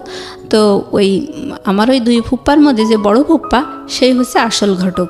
উনি বলল কি, ওই ফুপ্পার হচ্ছে ভাগ্নে মানে পাত্র আর কি, উনার পছন্দের পাত্র। মানে উনি বললো যে আমার হাতেও একটা পাত্র আছে, সেটা আমার ভাগ্নে হয়। তো সে হচ্ছে সিভিল ইঞ্জিনিয়ার, তো সেও ডিপ্লোমা ইঞ্জিনিয়ার, কিন্তু আপনার মেয়ে তো ডিপ্লোমা ইঞ্জিনিয়ার, তার তো একটা বিএসসি ইঞ্জিনিয়ার দেওয়া উচিত, সেও তো ওরকমই চায়। আর এই পাত্রের কথা বাদ দেন ভাই, কারণ বাড়িঘর দূর থাকার তো দরকার আছে, ওদের তো টয়লেট বাথরুমও ভালো না। এরকম করে মানে ওই পাত্রটাকে হটানোর চেষ্টা করলো। হ্যাঁ, ও চাইতো যে ওনার ভাগ্নেটার সাথে আমার বোনের জন্য বিয়ে হয়। তো আমার বাবা মা ওই অত ভালো একটা কোয়ালিফাইড ছেলেকে ডিনাই করে দিল আমার ওই ফুপ্পাটার, বড় ফুপ্পাটার কথা শুনে। তারপরে ওই ডিপ্লোমাধারী ওই ছেলেটার সাথে, ওনার ভাগ্নে আর কি, ওনার সাথে আমার বোনের বিয়ে ঠিক করলো। তখন আমার বোন একেবারে তেলে বেগুনে জ্বলে উঠলো, বলে হ্যাঁ আমাকে এত ভালো ছেলের সাথে, মানে ওই ছেলের সাথে আমাকে বিয়ে দিতে হবে, আর না দিলে আমাকে বিএসসি ইঞ্জিনিয়ারের সাথে বিয়ে দেবে, আমি ডিপ্লোমা ইঞ্জিনিয়ার, আমি বিএসসি ইঞ্জিনিয়ার বিয়ে করবো। তখন আর ও বারবার আমার মাকে রিকোয়েস্ট করতো, না বিয়ে দিয়েন না, আমি যাই হোক এসব আর কিছু করবো না, আমার খুব শখ, আমি চাকরি বাকরি করবো, এরকম বলার পরে আমার মা ওকে বকাঝকা দিয়ে, হ্যাঁ তুই আমার প্রেস্টিজের উপর উঠেছিস, তোকে বিয়ে দিয়ে দেবো, তোকে বিশ্বাস করা যায় না, এভাবে বললো। বলার পরে ওকে মেরে ধরে আর কি এক কথায় বিয়ে দিয়ে বললো, আমি যে ছেলের সাথে পালিয়ে গেছি তার সাথে না দিয়ে অন্য কারোর সাথে দিচ্ছেন কেন, এভাবে যখন বললো, আমার মা তখন ওকে 2-4টা থাপ্পড় দিল। দেওয়ার পরে বললো, এই তুই গেছিলি কিসের জন্য, পালিয়ে গেছিলি কিসের জন্য, এভাবে বললো। বলার পরে ওর মারধর খেয়ে বিয়েতে রাজি হয়ে গেছে আর কি। তারপর ওটা ওই পর্যায়ে আছে যে ওর বিয়েতে ও রাজি হয়ে গেছে। এইবার আমার বড় বোন, ওরটা তো বললাম যে ও বাবা মায়ের মান সম্মান হানি করছে, তারপরেও ওকে এভাবে নিয়ে আসা হয়েছে, ওকে এস্টাবলিশ করার চেষ্টা করা হয়েছে। আমার ওই বড় বোন আমার বাবা মাকে বুদ্ধি দিল যে দেখো, মুসলিমার চেহারা তো এর আগে 2 পাত্র দেখে কেউ পছন্দ করেনি, তা এখন যদি তাসফিয়ার বিয়ে দিয়ে দাও, তাহলে ওকে বিয়ে দেওয়া কিন্তু অনেক টাফ হয়ে যাবে, কারণ ওরে দেখে তো কেউ পছন্দ করে না। তখন সবাই ভাববে যে এর কোনো সমস্যা আছে, ছোটো বোন সুন্দরী, ছোটো বোনটা বিয়ে হয়ে গেছে, এর মধ্যে কোনো ঝামেলা আছে, আমি বিয়ে দিতে পারবা না। ওকে, এটা আমার বাবা মাকে বুদ্ধি দিয়ে মাথা ওয়াশ করলো। তো আমার ঘটক যখন আমার ছোটো বোনের বিয়ের ব্যাপারে কথাবার্তা হচ্ছিল, তখনও আমার বাবা কিন্তু বলেছে যে আমার মেজো মেয়েটা হচ্ছে ওকে চাকরি করাবো, ওর জন্য একটু জমিও রেখে দিয়েছি, ওই সরকারি চাকরি পরীক্ষাও একবার টিকেছে, আমরা জানি ও টিকবে, আমাদের আশা আছে, বিশ্বাস আছে। তো ওর ওই জমিটা বিক্রি করে ওর চাকরির ঘুষি দিয়ে ওরে চাকরি দিয়ে তারপর বিয়ে দেবো, এই মেয়েটাকে আমরা বিয়ে দেবো না। আর ঘটকও আমার চেহারা দেখে বললো যে হ্যাঁ এই মেয়েটা চাকরি দিয়ে বিয়ে দেওয়াই ভালো, এভাবে বললো। তা যাই হোক, এবার আমার বড় বোন আমার ঘটক বলল যে আমার হাতে কিন্তু আরও একটা পাত্র আছে, কিন্তু এই মেয়েটা চাকরি দিয়ে বিয়ে দেওয়াই ভালো, তবে পাত্রর পক্ষটা ওরা কিছু নেবে না, আর ওর বাবা হলো হাজি, খুব ভালো মানুষ, আর ছেলেটা দেশের বাইরে থাকে, প্রায় 10-12 লাখ টাকার গহনা এনেছে, তারা খুবই বউয়ের ভক্ত, তাদের বাড়ির বউরা খুব সুখী। এটা আপনার কথা বলছে? আমার কথা বলছে, মানে ঘটক এভাবে একটা পাত্রের ব্যাপারে আমার বাবা মায়ের কাছে বলছে। আজকের এই গল্পটা, প্রিয় শ্রোতা, একটা বিষয় আপনাদেরকে একটু ইন্টারাপ্ট করছি। আজকের এই গল্পটা একটা মেয়ে পাত্রস্থ হতে গিয়ে কি পরিমাণ পারিবারিক চাপের মধ্যে থাকতে হয় মেয়েটাকে নিজে এবং পরিবারকে আমাদের দেশে, সেটার একটা গল্প আপনারা বলতে পারেন, এবং সেটার পরিণতিও বা কি দাঁড়ায় সেটাও দেখার একটু বাকি আছে। আমি ইন্টারাপ্ট করছি না, আর হ্যাঁ বলুন তারপর। হ্যাঁ, তারপর হচ্ছে আমার বোন ওইভাবে বোঝানোর পরে আমার মা বাবা মানে রাজি হয়ে গেল যে হ্যাঁ আসলেই তো তাই। তবে আমি সবচেয়ে বেশি অবাক হয়েছি যে আমার বড় বোন কি না করলো, আর আমি তো ওরকম কিছুই না, তাহলে আমাকে এভাবে বিয়ে দেবে, মানে আমার মাথায় কিছুই আসছিল না। আমার ছোটো বোনকে যখন দেখে গেছে তখনও কিন্তু আমার বিয়ে নিয়ে কোনো কথা হয়নি। আমি তখনও মানে খুশি ছিলাম যে আমার তো চাকরি দিয়েই বিয়ে দেবে, এরকম একটা। তো আমি অনেক খুশি ছিলাম। আমার বড় বোন যখন ওরকম করে বলার পর আমার বাবা মা রাজি হয়ে গেল। তো আমি বলছি না, তোমরা তো আমাকে চাকরি করাবা তারপরে বিয়ে দেবা, এখন এসব কী ধরনের কথাবার্তা। আমি বলছি এমনি তো আমার দেখে কেউ পছন্দ করে না, এসব বাদ দাও। তখন আমার মা বলছে পছন্দ করে না দেখে কি কেউ কি পছন্দ করবে না, কখনোই পছন্দ করবে, এটা কোনো কথা হলো? আর থাক বাবা, আমি তোমারে দোয়া করে দেবো, এরকম করে আমার মাথায় হাত দিয়ে বলতেছে আমার মা। তো আমি বলছি না, দরকার নেই, ও দোয়া করার দরকার নেই। আমার মানে খুব রাগ হয়ে গেছে। আর আমার হচ্ছে বয়ফ্রেন্ড ছিল, তো ও মানে ওর প্রতি আমি একটু ইন্টারেস্টেড ছিলাম, এই আর কি। মানে ওইটার কারণে আমি চাইতাম যেন বিয়েটা না হয়। আর এই আমার জন্য যে ছেলেটা ঠিক করেছিল সেই ছেলে ইন্টারমিডিয়েট পাস, আর দেশের বাইরে থাকতো, থাইল্যান্ডে। তো ওইখানে সেই ওই শ্রমিক ভিসায় যাওয়া আর কি, হাতুড়ি পিটানো, এই কোয়ালিটির একটা ছেলে, টাকা পয়সা আছে এই। তা আমার তো সবসময় আমার চাওয়াই ছিল শিক্ষিত চাকরিজীবী একটা ছেলে এরকম, আর আমিও চাকরি করব, এ ধরনের একটা ভালো লাগা, মানে একটা আমার বাবা মায় তোমার সেই আশাটা দিয়েছে, সেই হিসেবে আমি মানে নিজেকে তৈরি করে রেখেছিলাম। তো আমার যখন বাবা মায়ের ওই কথাগুলো শুনে আমার অনেক কষ্ট লাগলো, আর আমি প্রতিবাদ করতে লাগলাম যে না, আমি কখনো এই বিয়ে করবো না। করার পর আমার বয়ফ্রেন্ডকে আমি বললাম দেখো আমার না এরকম করে বিয়ে ঠিক করেছে, আমারও বিয়ে ঠিক করেছে। তখন ও খুব অবাক হলো, বলছে তাই? তা ঠিক আছে, তাহলে তো তোমাদের বাসায় আর আসা যাবে না, যা হয় গোপনে তুমি আমারে বলো, হ্যাঁ আমি তোমারে সাজেশন দেবো। তাই বলে ও আর আমাদের বাসায় আসতো না। তো আমি ওকে আমার বড় ছোটো বোনের মোবাইলটা কেড়ে নেওয়ার পরই আমার যখন বিয়ের নিয়ে কথা বলছে, সেই সময় আমি যে আপত্তি করছি তখন আমার মোবাইলটাও কেড়ে নিয়েছে আমার মা। তো আমি বলছি ও মা, আমার মোবাইল কেড়ে নিয়ে যাচ্ছ কিসের জন্যে? তো আমার মা কোনো কথা বললো না বলার পরে আমার হচ্ছে ওই মানে ক্যামেরা ফোন ছিল আর কি।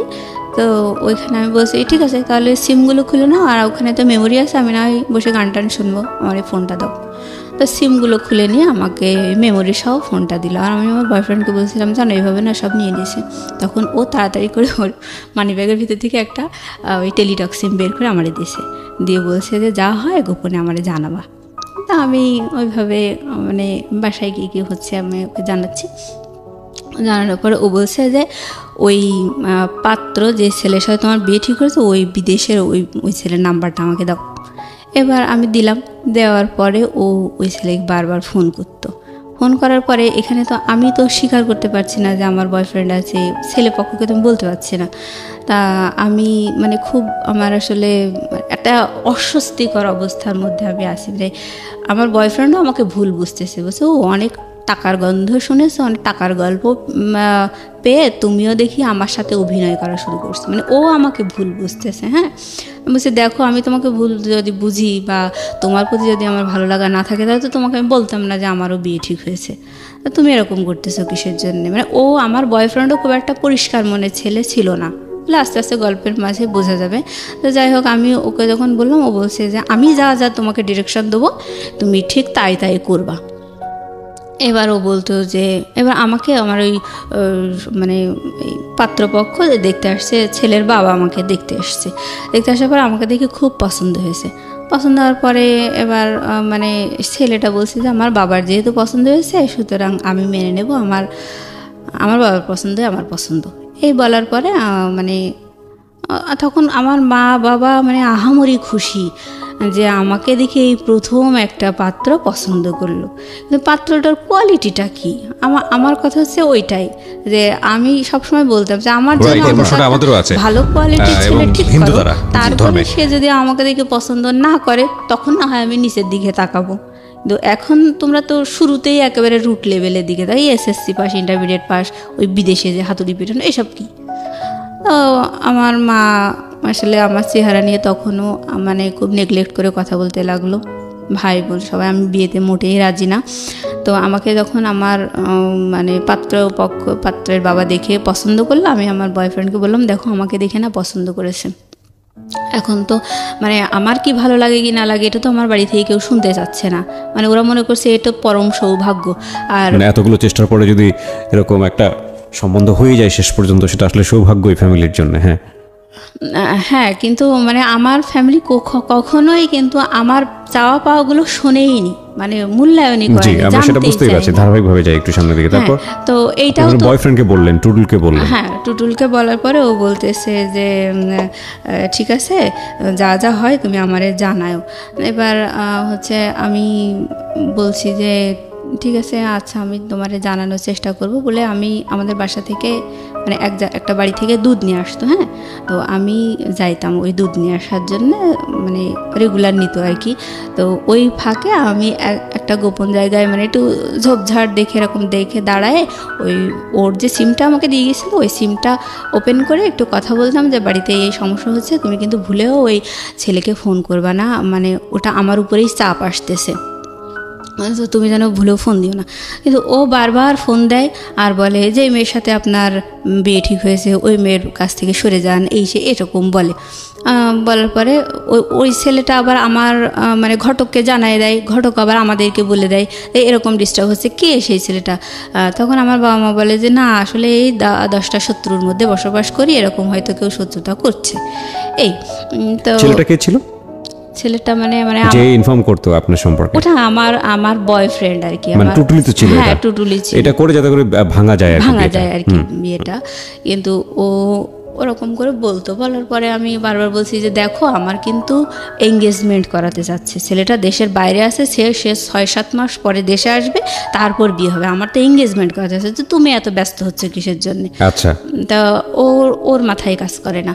যাই হোক, ছেলের বাবা দেখে পছন্দ করে মানে আমার বিয়ের জন্য কথাবার্তা চলছে। তখন তো আমার ভেতরে মানে আগুন ধরে গেছে যে আমার তো তাহলে আমার পছন্দগুলো তো কেউ মূল্যায়ন করবেই না, জিজ্ঞেসই করে না। হ্যাঁ, তা তখন ছেলেপক্ষ বলেছিল যে মেয়ে কি চায়, মেয়ে চাকরি করতে চায়, মেয়ে পড়াশোনা করতে চায়, মেয়ের চাকরি পরীক্ষার জন্যে তারে মানে কোচিং টোচিং করাতে হবে, সব কিছু আমরা করাবো।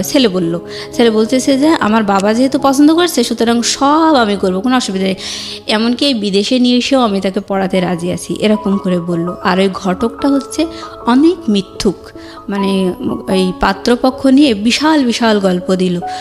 আমার বাবা মা কোনো কিছু যাচাই করলো না, সব ওই ঘটকের কথা বিশ্বাস করেই আমার বিয়ের জন্য ফাইনাল কথা দিয়ে দিল যে হ্যাঁ আপনারা আসেন এঙ্গেজমেন্টের জন্য। ছেলেকে দেখেনি?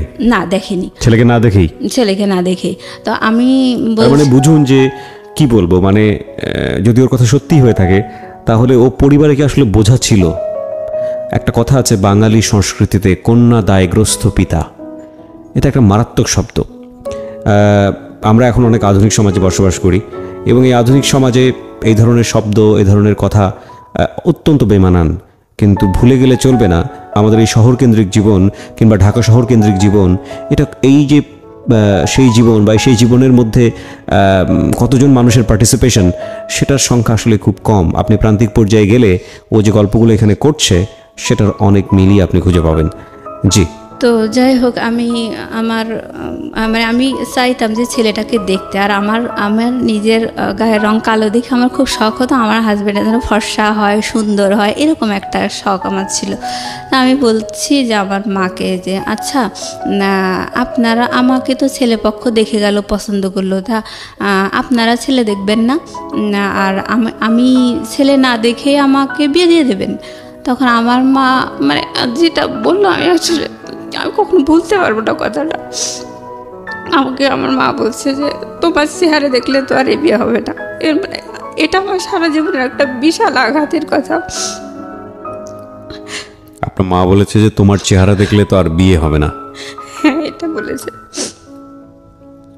আর এই কথা শুনে মানে আমার প্রতিবাদ করার কোনো ভাষা ছিল না। আপনি এই চেহারা নিয়ে শুরু থেকে যে পর্যন্ত মানে কথা বলছেন, সেখানে মানুষের একটা পারসেপশন হতে পারে যে আপনি দেখতে আসলে কুশ্রী, এতটাই কুশ্রী যে আপনার দিকে তাকানো যায় না। বিষয়টা কিন্তু তা না শ্রোতা, ও দেখতে যথেষ্ট সুন্দর এবং সৃষ্টিকর্তা ওকে বানিয়েছেন সৃষ্টিকর্তা প্রত্যেককেই কোনো গুণ দিয়ে দুনিয়াতে পাঠান, সুতরাং কোনো সৃষ্টিকেই অসুন্দর বলার কোনো সাহস ধৃষ্টতা আমাদের কারোরই থাকা উচিত নয়। তারপরেও যদি গড়পরতা চোখে যদি আমরা বলার চেষ্টা করি যে একটা মানুষ দেখতে কীরকম, সাদা না কালো, সুন্দর না কুশ্রী, সেই জায়গাটা থেকেও মোটেও কুশ্রী নয়। আপনি অনুমতি দিলে আমি অনুষ্ঠানের কোনো একটা সময় আপনার একটা ছবি আমরা আমাদের ফেসবুকে বা ইউটিউবে দিব, সেখানে যদি আপনার অনুমতি থাকে। হ্যাঁ ইনশাআল্লাহ, অবশ্যই। কারণ আমি চেহারা নিয়ে যতটাই আমি নেগলেক্টেড হয়েছি না কেন, আমি নিজেকে ভাবতাম না যে আমি আসলেই কুৎসিত। এটা আপনি কখনো ভাবতেন না? আচ্ছা। তো আমার মায়ের কথাটা শুনে এতটা কষ্ট লাগলো, মানে আমি চুপ করে মানে কিছু বলিনি, না বলে আমি রুমে দিয়ে মানে উপর হয়ে শুয়ে কাঁদছি, মানে ভুলতে পারছি না কথাটা।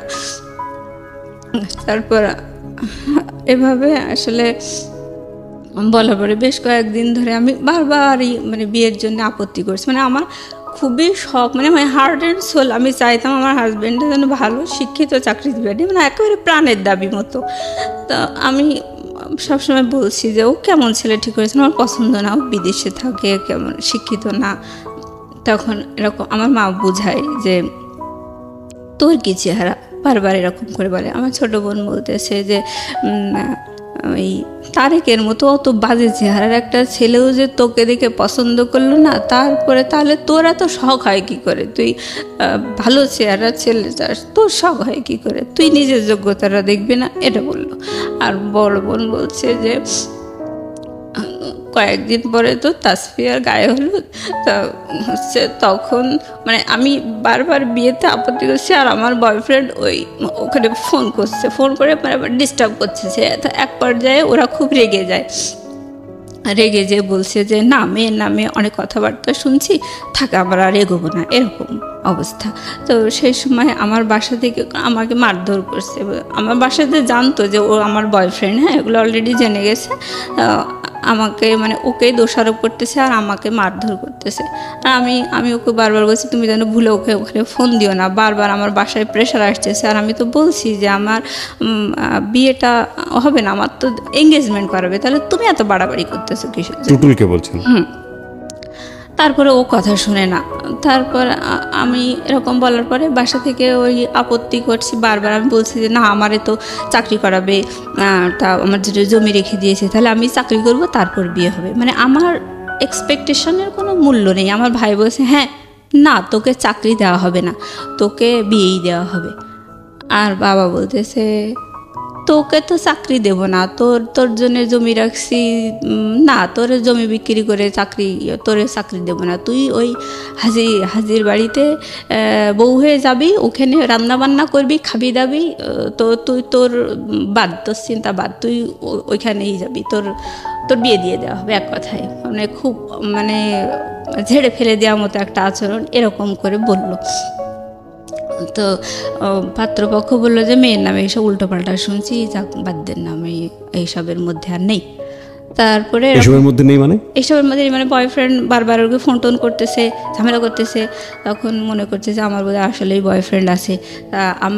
ও যখন ফোন করতো আমার বয়ফ্রেন্ড, তখন ওই সাথে সাথে মানে রিপ্লাই আসতো ওই থাইল্যান্ড থেকে যে এই আমাকে এরকম নাম্বার থেকে ফোন করেছে, এই বলেছে, বারবার ওই মেয়েকে বিয়ে করতে নিষেধ করে, কি সমস্যা, আমি এসবের মধ্যে এখন আর নেই, এরকম করে বলতো। তারপরে ঘটক শুধু বারবার অনুরোধ করতো, বলতো যে ওরা নানান শত্রুর মধ্যে বসবাস করে, এরকম হয়তো কেউ ডিস্টার্ব করতে পারে, ওর বড় বোনের এরকম উঠায় নিয়ে গেছে, এরকম করে বললো। বলছে বাবা তুমি টেনশন করো না, এরকম করে বলছে। কিন্তু আমার বাড়ি থেকে সবাই বুঝতে পারছে যে টুটুল এরকম ঝামেলা করতেছে। তো আমি তো পরে ঘটক আমাকে ফোন দিয়ে বলছে যে দেখো এরকম সমস্যা হচ্ছে, তা বিষয়টা কি। তখন আমি ক্লিয়ার খুলে বলছি যে দেখেন আমার কি পছন্দ, আমার কি ভালো লাগে, এটা কিন্তু আপনারা কেউই শোনার প্রয়োজন মনে করেননি। আমি সবসময় চাই একটা ভালো শিক্ষিত চাকরিজীবী ছেলে হবে, এরকম। আপনারা তো কেউ কানেই তুলছেন না, আর আমার কেউ জিজ্ঞাসা করলেন না যে ওই ছেলেটা আমার আদৌ পছন্দ কিনা। তখন ওই ঘটক বলছে ও তাহলে তো ওই ছেলেটা মানে থাইল্যান্ডে বারবার ওই পাত্রের কাছে ফোন করছে আর মানে বিয়েতে নিষেধ করতেছে, তাহলে তো তোমার কথার সাথে আমি মিল পাচ্ছি। যে সেই ছেলেটাও শিক্ষিত, মানে ভালো ছেলে, অনেক উল্টোপাল্টা কথা বলছে, আর তোমারও তো দেখি এখানে আসলেই আপত্তি, আমি তো দেখি টুকটাক মিল পাচ্ছি, এরকম বলছে। বলার পরে তখন আমার বাবা বিশাল খেপে গেছে আমার কথাগুলো শুনে। আমি যে ঘটককে যেভাবে বললাম কথাগুলো, ওটা আমার বাবার পাশে বসে বলছে, মানে আমাকে একদম জিম্মি করে রাখছে। আমাকে যখন একটু ফোনে কথা বলতে দিত তখন মানে আমার বাবা, আমার মা, আমার বোন, ভাই সবাই আমার সামনে বসে থাকতো, আর আমার কাছে রোবটের মতো যা দুটো কথা শিখাই দিত, মানে ওগুলোই আমাকে বলতে হতো। এরকম আমি যে নিজস্ব কিছু কথা বলবো সেটা বলার কোনো সুযোগ নেই, আমাকে পুতুলের মতো যা শিখাই দেবে তাই আমাকে বলতে হবে। তো আমার বাবা বলছে যে বলো সব। তখন ঘটক যেভাবে বললো যে তোমার তো দেখি এখানে মত নেই, তখন আমার আব্বা আমাকে ধমক দিয়ে বললো, এই সব কী কথা বলছিস তুই, বল যে আমার বাবা যা করবে আমি তাতেই রাজি। তা আমাকে আমার মা পেছন দিক থেকে চুলের মুঠি ধরে একটু খেসে টেসে দিল, এরকম মানে মারধর করলো, চড়চাপড় মারলো আপনার গায়ে। হ্যাঁ, তারপরে আমি বাবার কথাই বললাম যে ঠিক আছে, আমার এরকম শখ ছিল ঠিকই, কিন্তু আমি চাই বাবা যা করবে তাই, মানে বাধ্য হয়ে বললাম আর কি। মানে রাজি হয়ে গেলেন এবং ছেলেটাকে তখন আপনি দেখেননি? না, তখনও দেখিনি। তো যাই হোক, রাজি হওয়ার পরে এবার আমি আবারও চুরি করে আমার বয়ফ্রেন্ডকে ফোন করছি, মানে ফোন দিছি। দেওয়ার পরে আমি বলছি, দেখো আমাকে না এরকম করে বারবার বলছে, আমাকে তো আসলে এঙ্গেজমেন্ট করাবে, তো তুমি এরকম বারবার করে ফোন দিও না, বারবার ঝামেলা করতেছো কিসের জন্য। তখন ও বলতেছে যে আচ্ছা ঠিক আছে, আমি আর ফোন টোন দেবো না। বলছে আমি তো তোমার পক্ষেই আছি, তাহলে তুমি বারবার কেন ফোন করতেছো, আর এভাবে আমার মারধর করতেছে, রাগারাগি করতেছে সবাই, তুমিই তো ভুলাচ্ছ সিচুয়েশনটা, তা এরকম কেন করতেছো। তখন বলছে আচ্ছা ঠিক আছে, আমি ফোন দেবো না। তো এর ভিতরে ও আবার একদিন আমাকে বলেছে যে আমি ওই ছেলের সাথে কথা বলবো, প্লাস তুমিও কথা বলবা। বলার পরে হচ্ছে যেভাবে হোক বিয়েটা ভাঙতেই হবে, এনি কস্ট। আমি বলছি যে না, তুমি এরকম বাড়াবাড়ি করো না, আমার কিন্তু খুব যে সিরিয়াস ডিসিশন নিয়েছে তা কিন্তু না, আমার তো চাকরি বাকরি করায় ইয়ে করবে এরকম বলছিল, আর আমার তো মানে এঙ্গেজমেন্ট করাবে এরকম বলেছে তো বাড়ির পক্ষ থেকে, তো তুমি এত বাড়াবাড়ি করো কেন। তো বলছে না, ও তোমাকে কথা বলতেই হবে। তাই বলে ও ফোনে কথা বললো আমার ওই যে পাত্রের সাথে আর কি, বলে নিয়ে পরে বলছে যে নেন ওই পাত্রীর সাথে কথা বলেন, আমার বয়ফ্রেন্ড বলার পরে আমি বলছি যে হচ্ছে দেখেন, ঠিক আছে আমার রিলেশন আছে, ঠিক আছে, বাট আমি যে তাকেই বিয়ে করব এরকম না, আমি সবসময় চাই একটা ভালো শিক্ষিত চাকরিজীবী একটা ছেলে, এরকমই আমার পছন্দ। তো আমার বাবা মা যদি ওরকম একটা ছেলেও ঠিক করে আমি তাতেও রাজি, এরকম কথাটা আমি বলেছি, কিন্তু আড়ালে, হ্যাঁ, ওর সামনে বলিনি, বয়ফ্রেন্ডের সামনে বলিনি। তো এটা বলার পরে ওই ছেলেটা সাথে সাথে ঘটককে ফোন দিয়ে বলেছে যে ওই মেয়ে আমার সাথে কথা বলেছে, ওই মেয়ে এই বিয়েতে আসলে রাজি না, ওর একটা বয়ফ্রেন্ড আছে। বলার পরে ঘটক মানে সেই সন্ধ্যাবেলায় তাড়াতাড়ি করে গাড়ি ভাড়া করে বাসায় চলে এসেছে। এসে বলছে হ্যাঁ আমি কী সব উল্টোপাল্টা শুনলাম, মেয়েও সেই পাত্রের সাথে কথা বলেছে, মেয়ের বয়ফ্রেন্ডও কথা বলেছে, কী ভয়ঙ্কর কথা শুনলাম, আর ছেলের বাবা আমার সাথে খুব বার্গেনিং করছে, রাগারাগি করতেছে। তো তখন আমার বাবা বুঝে ফেলেছে যে আসলে আমি কাজটা করেছি। ওই দিন আমার মা আর আমার মা অসুস্থ ছিল, আর বাবা হচ্ছে আমার মাকে নিয়ে যশোরে গিয়েছিল ডাক্তার দেখানোর জন্যে। তো ওই সময়টা বাসায় আসলে কেউ ছিল না, আমার ছোটো বোন ছিল। তো ওই সময়টাতে আমি আসলে এরকম আমার বয়ফ্রেন্ডই আমাকে বাধ্য করেছে ওর সাথে কথা বলার জন্য। তো বাসায় এসে যখন এরকম হুলুস তুলুস কাণ্ড দেখলো, তখন আমার মাও আমাকে মারলো, তারপরে আমার বাবাও খুব দুর্ব্যবহার করলো। করার পরে আমার বাবা ফোন ধরাই দিয়ে বলছে শোনো, তুমি যদি আসলেই কথা বলেই থাকো মানলাম, অসুবিধা নেই, এখন কথা হচ্ছে যে তোমাকে ভয়েস চেঞ্জ করে ওই ছেলের সাথে কথা বলতে হবে, যে যে ওই ছেলেটার সাথে তুমি আসলে কথা বলোনি, এটাই বোঝাতে হবে। তো মানে আমি চারিদিক থেকে ধরা খেয়ে গেলাম দেখে মানে খুব মানে ভীতু হয়ে গেছি। আর মানে আমি তো জিম্মি, আমার বাকশক্তিটাও যেন জিম্মি, এরকম অবস্থা। তো আমি বলছি আচ্ছা ঠিক আছে। তারপর আমার ওই পাত্রটার সাথে আমার বাবা ফোনে কথা বলাই দিল, আমার বাবার ফোন থেকে বলছে যে কথা বলো। এবার আমি ভয়েস তো আর চেঞ্জ করা যায় না। তারপর আমি চেষ্টা করছি, মানে আমি মারধর খেয়ে একেবারে সোজা হয়ে গেছি আর কি। তো আমি যথাসম্ভব চেষ্টা করলাম যে একটু অন্যভাবে কথা বলার জন্য, যে আমার ভয়েসটা যাতে না বুঝতে পারে আর কি। তো ওরকম করে আমি বলছি, না আমার বাবা যা ঠিক করেছে আমি তাতেই রাজি, আমার আসলে কিছু বলার নেই, আপনি যে মেয়ের ভয়েস শুনেছেন সেটা ভুল, ওটা আমি না, এরকম। পরে এখন আমি বলছি, তাহলে আপনি বলেন তো দেখি ওই মেয়েটার ভয়েসের সাথে কি আমার মিল আছে? বলছে, ও বলছে যে না, আপনার ভয়েসের সাথে কোনো মিল নেই। ওই এ কথাটা বললো।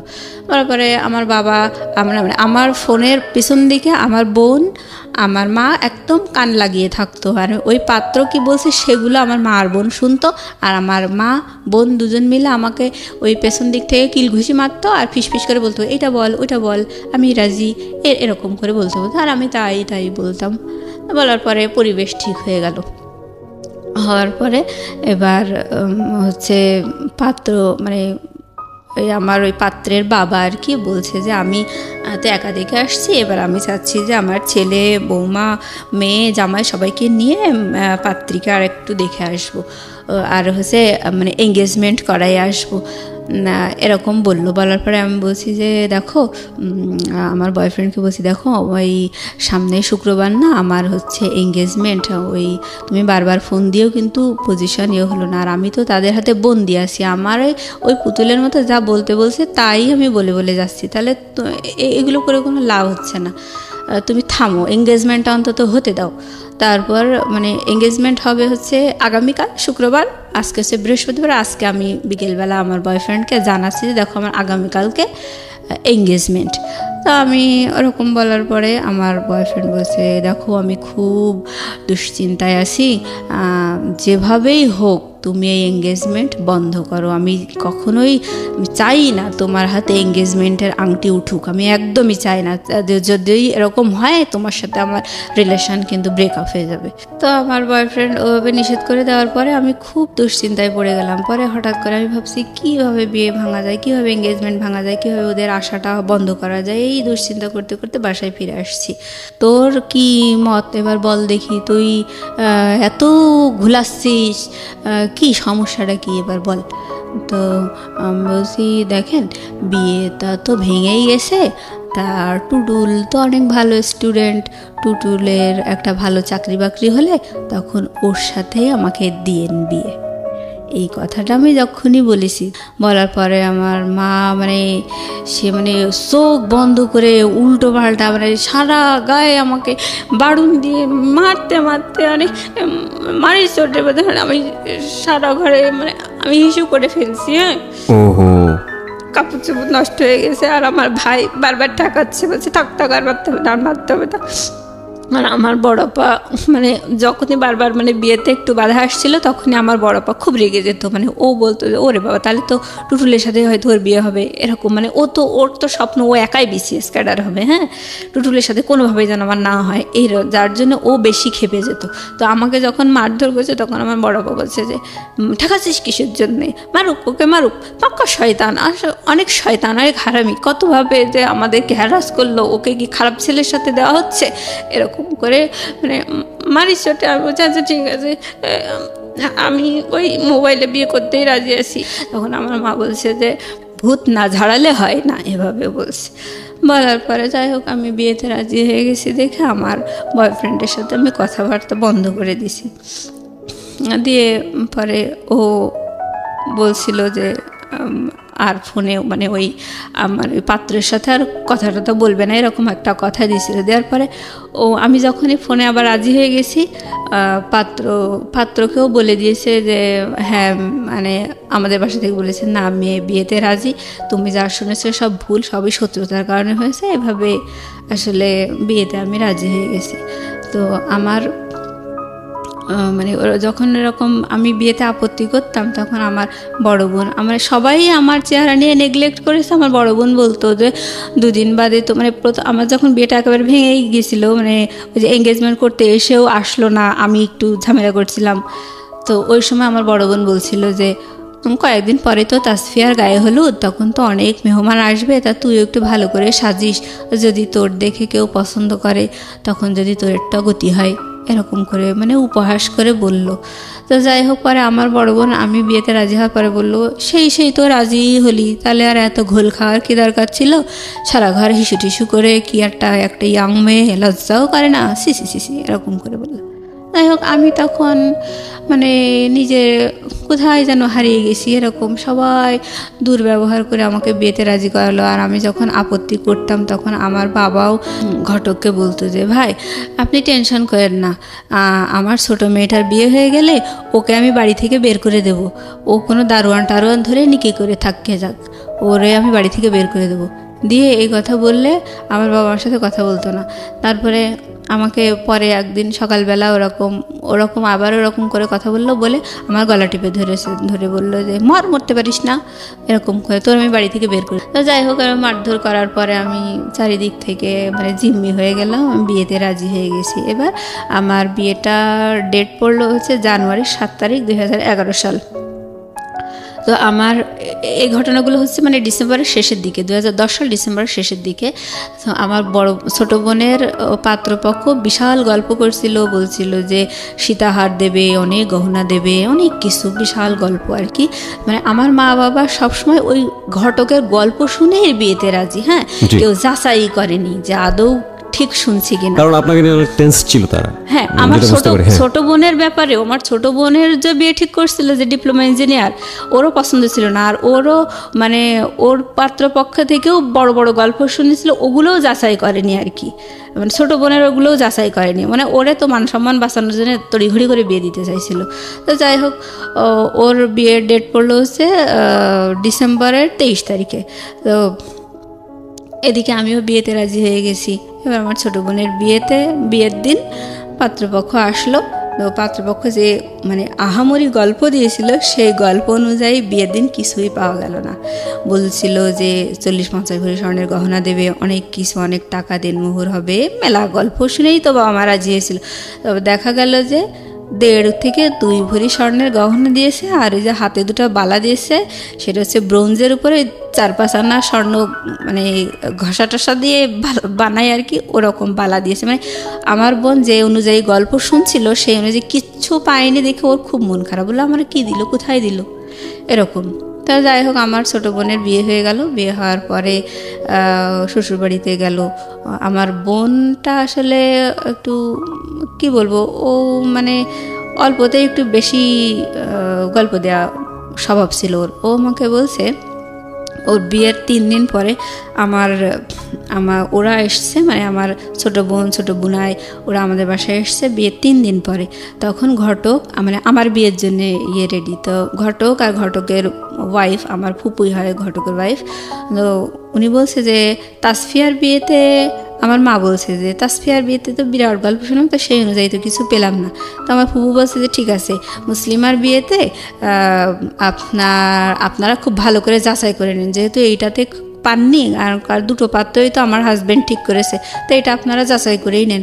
তখন আমার মা বলছে না, যাচাই করা লাগবে না, যেহেতু পাত্রের বাবা হাজি, যাচাই করা লাগবে না। বলছে না যাচাই করেই নিতে হবে, এরকম করে বললো। কিন্তু তারপরেও যাচাই করেনি। তো বিয়ের 3 দিন পরে আমার ছোট বোন আসলো রাতের বেলা। তো আমার ওই ঘটক আমার আব্বার সাথে আলাপ করছে যে বিয়ে নিয়ে এই মেয়েটার অনেক ঝামেলা ঝঞ্ঝাট হয়েছে, তো এখন আর বিয়ের ব্যাপারে আমি কোনো কথা বলবো না, এখন রাজি করালে আপনারাই রাজি করাইছেন, আপনারাই ফাইনাল মেয়ের সাথে কথা বলেন। তখন আমার আব্বার ডাকলো, ডেকে আমারে বলতেছে যে হচ্ছে হ্যাঁ বলো, তুমি কথা বলো, তুমি কি বলতে চাচ্ছ। তখন আমার মা রান্নাঘরে বসে রান্না করছে, আমি ডাইনিংয়ে, আমার বাবা, ঘটক, আমার বোন, আমরা কথা বলছি। তো আমি বলছি, আমি লাস্ট চেষ্টা করছি ওটা বিয়েটা আটকানোর, ওটা হচ্ছে আমার লাস্ট চেষ্টা। সেটা হচ্ছে আমি বলছি যে দেখো, তাসফিয়ার বিয়ের সময় তো মানে একেবারে আকাশ ছোঁয়া গল্প শোনা গেল, তার গহনা, তার পোশাক আশাক, বিশাল গল্প শোনা গেল যে এই দেবে, কিন্তু সেই অনুযায়ী কিন্তু বিয়েতে কিছুই হয়নি।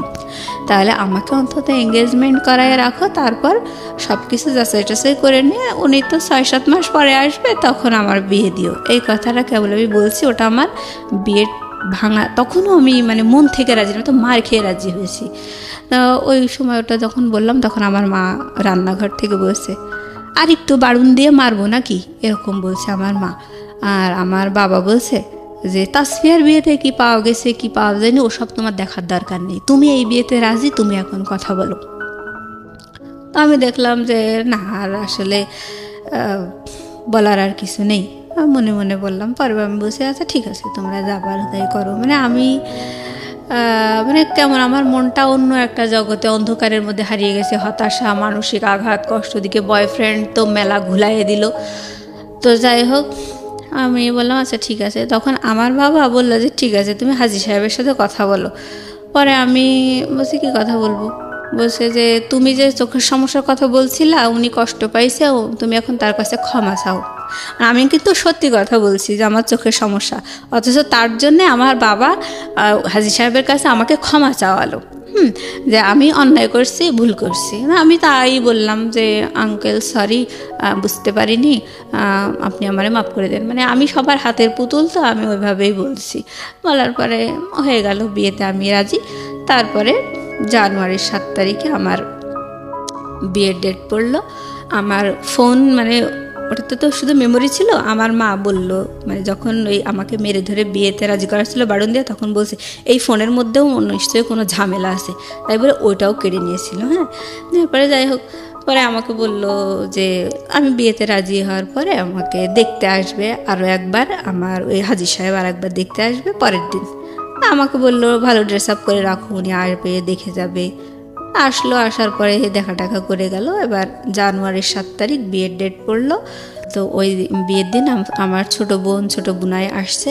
তো আমার ছোট বোনাই বলছে আমার মাকে যে আম্মা হচ্ছে আপি, আমি যতদূর শুনেছি যে আপিকে আপনারা যথেষ্ট মেরে ধরে রাজি করাইছেন, তা পাত্র তো আমরা কেউই দেখিনি, তাহলে এভাবে মোবাইলে বিয়ে দেওয়াটা কি ঠিক হচ্ছে? তার চেয়ে বরং এঙ্গেজমেন্ট করায় রাখেন, আমরা সবাই মিলে আরেকটু দেখি যে আমরা যা শুনেছি সেগুলো আদৌ সত্যি কিনা।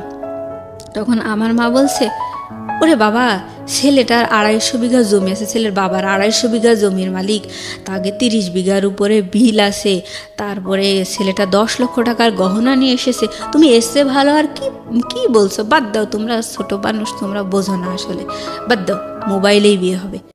এবার ছেলেপক্ষ চলে আসছে মাইক্রোওয়েভ করে। তো এখন আসার পরে আমার যে মানে কাজী নিয়ে আসছে আমার বাবা, কাজী আনার পরে কাজী বলছে যে মোবাইলে বিয়ে কি, এটা শরীয়তসম্মত না, এটা আমি পড়াতে পারবো না, আর এই ধরনের বিয়ে টেকেও না, এরকম বোকার মতো সিদ্ধান্ত কেন নিচ্ছেন আপনারা? তখন আমার আব্বা বলছে আপনাকে এসব ভাবতে হবে না, বিয়ে মোবাইলেই হবে। তো বলছে ও আচ্ছা ঠিক আছে। তাই বলে মনে করেন ওই কাজীর যে রেজিস্টার খাতা, মানে বিয়ে টিয়ে লেখালেখি, ওই রেজিস্টারে আমার নাম ঠিকানা সব কিছু লিখলো, পাত্রের বাবাও পাত্রের নাম ঠিকানা সব কিছু লিখলো, আর ঘটক হচ্ছে উকিল, আর এরকম, আর হচ্ছে মানে আমার বাবা, তারপরে পাত্রের মামা, এরা পাত্রের ভাই, এরা হচ্ছে বিয়ের সাক্ষী। তা হওয়ার পরে আমাকে মানে এসেছে আমার কাজী প্লাস ওই পাত্রপক্ষের লোকজন, মানে আমার রুমে আসছে, এসে ওগুলো সই টই সব করা আছে, আমি সই করে দিয়েছি, এই পাত্রের ঠিকানা এইগুলো বলে টলে বলছে আপনি কি রাজি, আপনি কি কবুল বলছেন? তখন আমি বলছি যে কবুল। ছেলেটাকে দেখেন? না না না না, আমি দেখিনি। আমি মোবাইলে কবুল বলিনি, আমি কবুল বলছি হচ্ছে কাজীর সামনে।